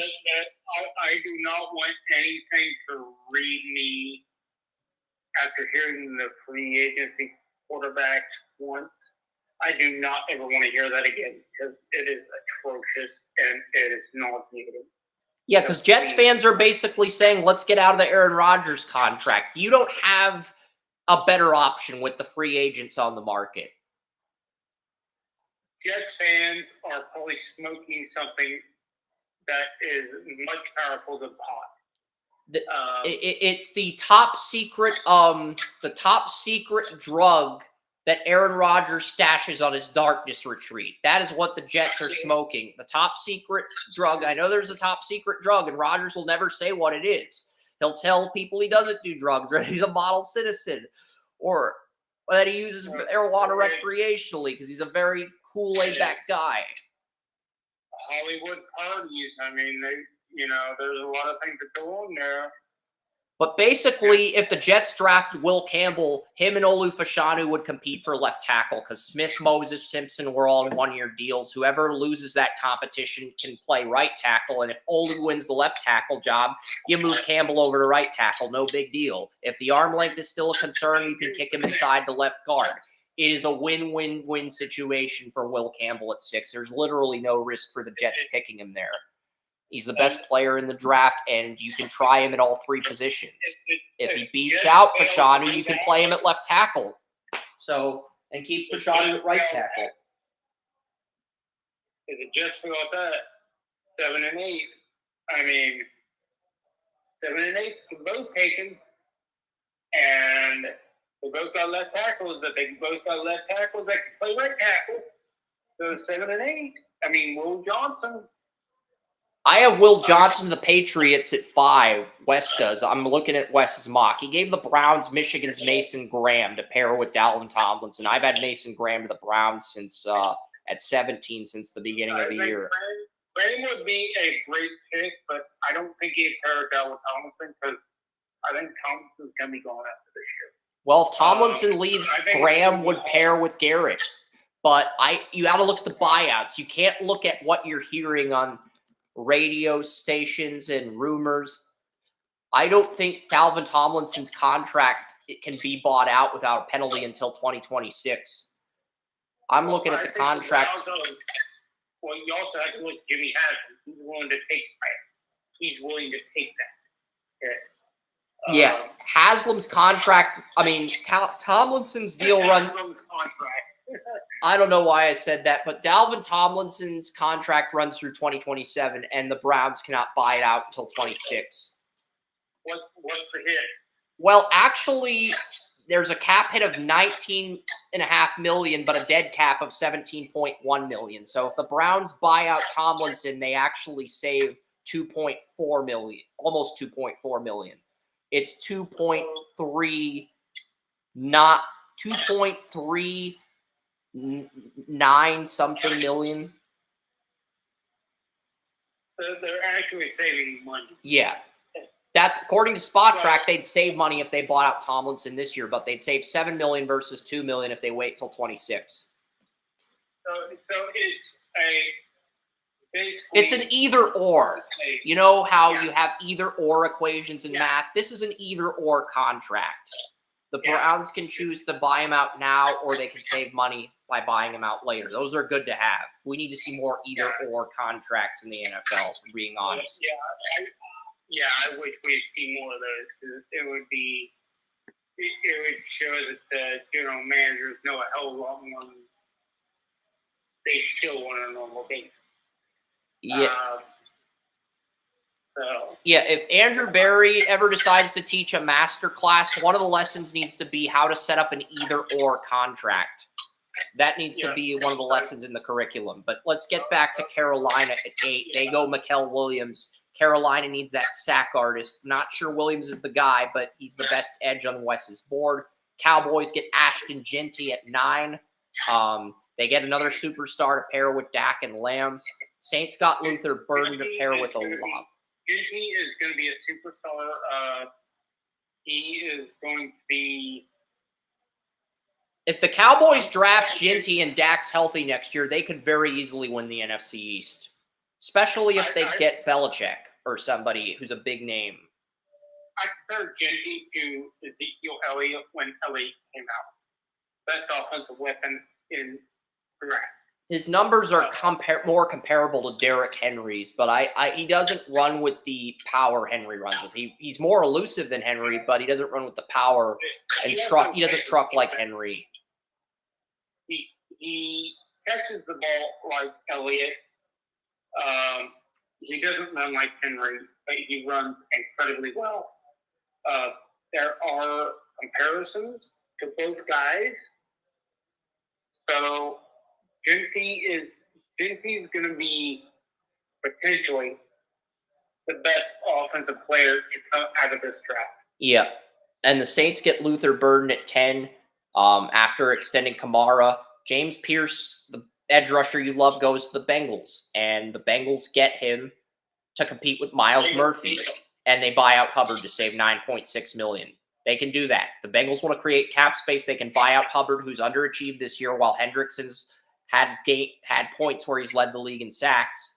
And then they'd have 2 edges on rookie deals. And, yeah, that's one thing. The Dolphins get Kenneth Grant at nose tackle. West gave the Buccaneers Tyler Booker, who would be an upgrade at left guard over Ben Bredeson. Bredeson's the weak link at left guard for the Buccaneers. But as far as the offensive line goes, you have Wirfs, star left tackle, extended Barton and Mock first and second round picks on rookie deals. I think Barton's a 23 first. Barton's a 24 first, Mock's a 23 second. They're both on rookie deals. I think Godecki is a 2023 second or 2023 third. Godecki, I think, was a third. Godecki was a third, I believe, or he may have been a second. But he struggled as a rookie at guard, but he's done better at right tackle. I think he was a 22 third. Played as a rookie at left guard, and then the last 2 years with Baker, he's played at right tackle. So, yeah, I mean, if you put Tyler Booker with Barton and Mock and Godecki and Wirfs, and they're all on rookie deals with Baker, and that's going to create a lot more time for Baker. Baker's only going to get better with Tyler Booker. So I do like the Tyler Booker pick that West made for the Buccaneers at 13. Because that goes with something Sean King said, is that, if you get the right philosophy with the right quarterback, then... Because Godwin's going to be gone next year with his contract up. So McMillan and Palmer, by playing with McMillan at number 2 and Palmer in the slot, you're giving them experience now, so they'll have that rapport with Baker next year. And that's going to help. The Buccaneers could get better if they get Booker. There'd be no drop-off in the offense. As long as Baker's healthy, they're going to be a threat to win every week. Do they move on from Evans, or... They already paid Evans a 3-year deal. Godwin's a UFA. They are probably moving on from Godwin. Yeah, that was my question. They extended Godwin after they won the Super Bowl since he was on a rookie deal, and it was affordable for them at the time. Now I feel like with the variety of receivers they have the luxury to move on from Godwin. West gave the Bears Jonas Savannah, the Arizona right tackle, 6'5", 336. He's more of a guard than a right tackle, in my opinion, but he would compete with Darnell Wright. Whoever wins that job is the bookend to Braxton Miller, and whoever loses that job replaces Nate Davis at right guard. So both guys start, but is Savannah a right guard like Jordan Morgan, or does he actually beat out Darnell Wright for the right tackle job? That's competition to bolster. Caleb Williams needs offensive linemen. I don't like Savannah this high. I have a third on him, but I can't fault the Bears for taking an offensive lineman. They need one in the worst way possible. Savannah is versatile. You can say whatever you want about he's versatile. So I can't argue if there are questions against multiple positions on the offensive line. Because right now the Bears are gonna have Braxton Miller on the final year of his rookie deal. They're gonna have Darnell Wright, who's good enough to get a fifth-year tender, but not good enough to get an extension yet. He was great as a rookie. This year he's been worse than his rookie year, but he hasn't been a liability either. But you could bring in somebody to push him. And if Braxton Miller leaves and you have 2 first-round tackles, does one of those guys move over to left tackle if Braxton Jones isn't extended? That's something you got to look at as well. And left guard Tevin Jenkins is a UFA. Well, Tevin Jenkins has been better this year. He struggled his first 2 years. He got better last year, but this year's been the best year of Jenkins' career when he's healthy. But I think the Bears are going to let Tevin Jenkins walk, and they already cut Nate Davis, so Savannah could play right tackle or either guard spot. The versatility is probably why it's a fit. The Colts took Benjamin Morrison. He'd be the number 1 corner. Brents would move to boundary. You'd have those 2 as your 1-2 cornerback duo next year. And there'd be 0 excuses for Anthony Richardson because all the pieces would be there, the edge rusher, the tackle, because you'd still have Pay and Latu. You'd still have the receivers on rookie deals. There'd be 0 excuses for Richardson next year. Let's be honest. It's like Joe Flacco came in with, a lot of cachet last year. And then he had a very good first game. Against the Steelers in relief of Richardson when Richardson gets injured. Yeah. Then Richardson plays like crap after he's renamed the starter. Then Flacco I feel like Collinsworth jinxed Flacco to a degree because he called him a confident guy, and then Flacco proceeded to play like crap after that. I think it's more of the Colts don't have a supporting staff for a quarterback, but if you look at it from what it might be the fact that Bernard Raymond was out. Raymond was in concussion protocol the week Flacco started against the Vikings, and the rookie Matt Goncalves, the 3rd-round pick, got his first start at left tackle in that game against the Vikings. That may have played a factor into things too.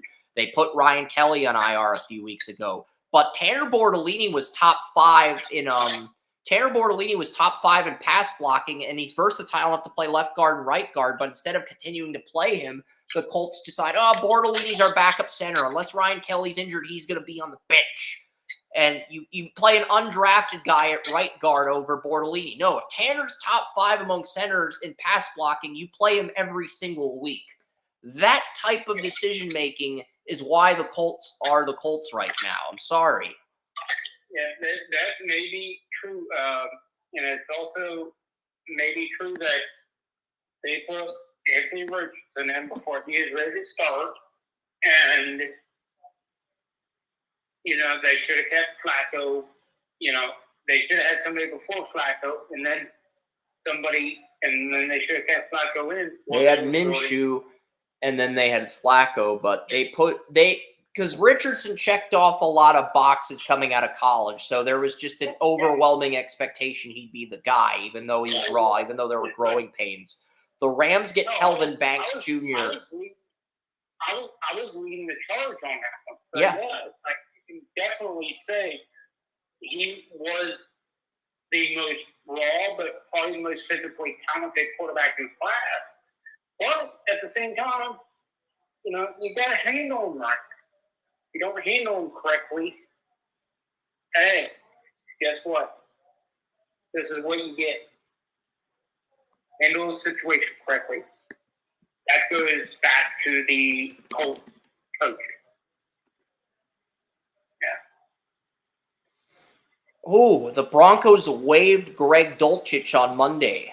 Wes mocked Loveland to the Broncos. Kelvin Banks, the Texas left tackle, goes to the Rams to replace Noteboom, who's the UFA. Nick Scorton, the Texas A&M edge rusher, goes to San Francisco. He redshirts behind Bosa and Floyd, and he takes over for Floyd. in 2026 on a rookie deal next to Bosa. This allows the Niners to retool before Purdy's big contract kicks in. Because if the Niners pay Purdy down the road, it could have a Baker Mayfield, Jared Goff ripple effect. If they pay Purdy down the road, that's not a very big hit. It's going to happen. You know, He made the Super Bowl in his rookie deal. If you make the Super Bowl in your rookie deal, you get a second contract. It's that simple. In today's NFL, that's how it works. Not only that, but he has been one of the top quarterbacks when he's healthy in the NFL. He's probably been a top 5 or 6 quarterbacks in the NFL, period.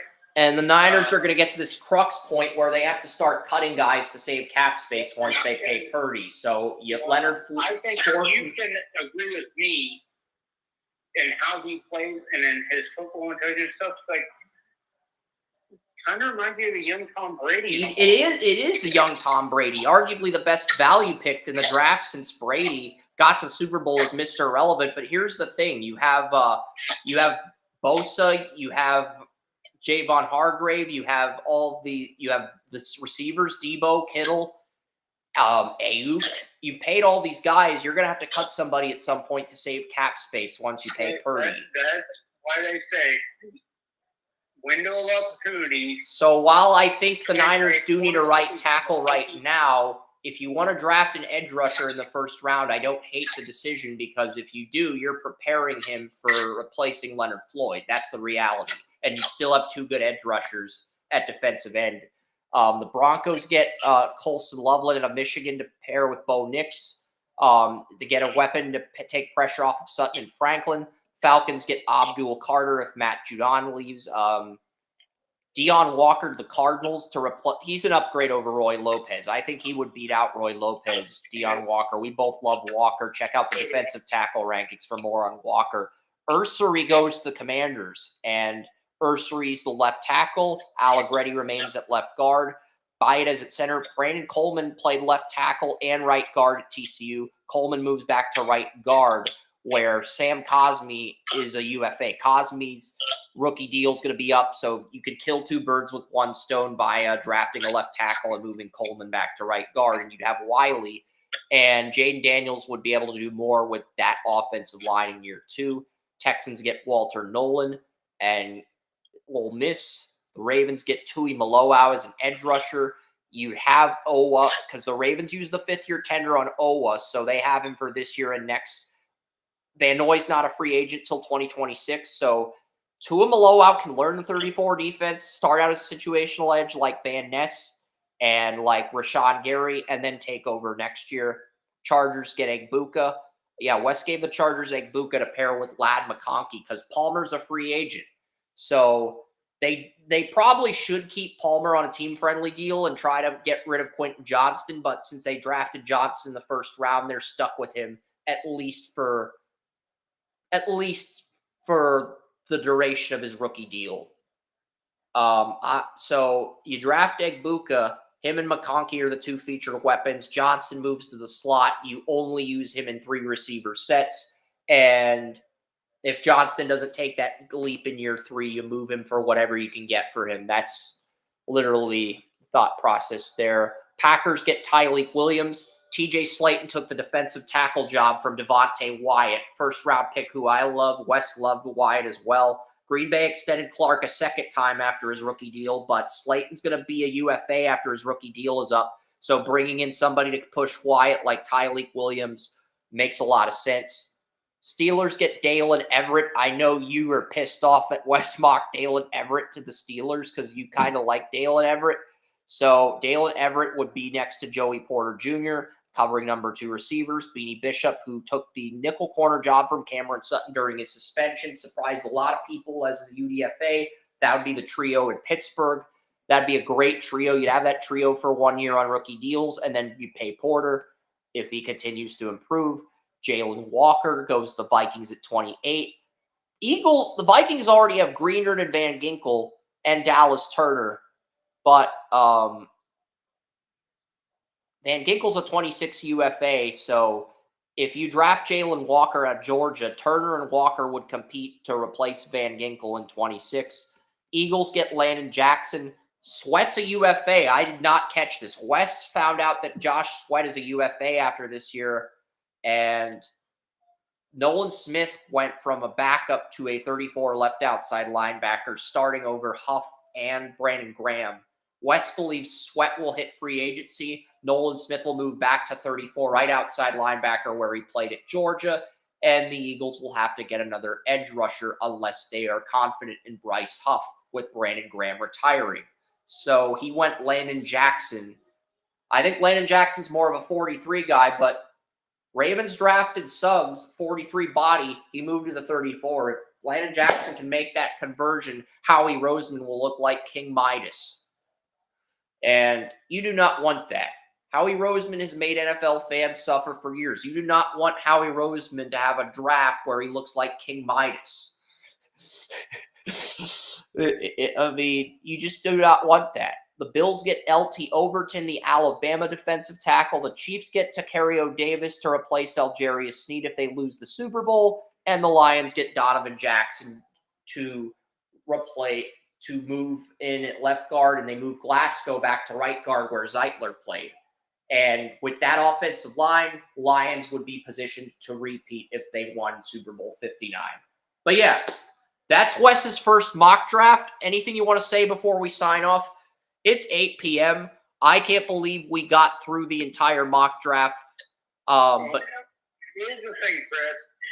When you're looking at these teams, what is the one common denominator? This is Wes's mock draft, and I did my first WNBA mock. We will do that on Saturday. We'll do that on Saturday. I'm saving that for Saturday after the outside linebacker rankings. We'll have some fun with that. Something Wes did very well. He realized there are a lot of older offensive linemen, and he did a very good job of replenishing teams with quality offensive linemen. So, kudos to Wes for recognizing what's happening.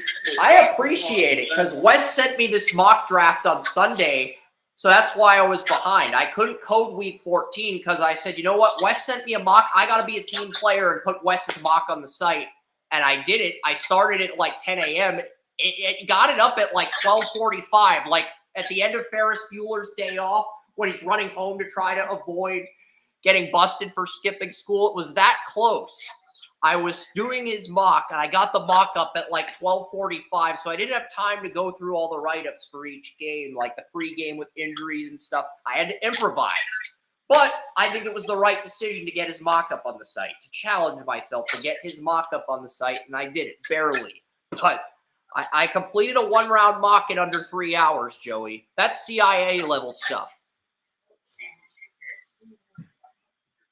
Don't worry, we're about to end. We're about to end the show. But yeah, that's the thing. You want to be in the CIA, you got to finish a mock draft in 3 hours. That is, if you want to be in the CIA for making mock drafts, you have to complete it in 3 hours. Time management. Your time management's going to be tested whether you like it or not. Because even though I'll take like a month to complete the mock with detailed write-ups, I think what's more impressive is trying to complete a mock in code. Write the code, write the picks, write the write-ups, and get everything up in 3 hours. That's hard. That's not easy to do.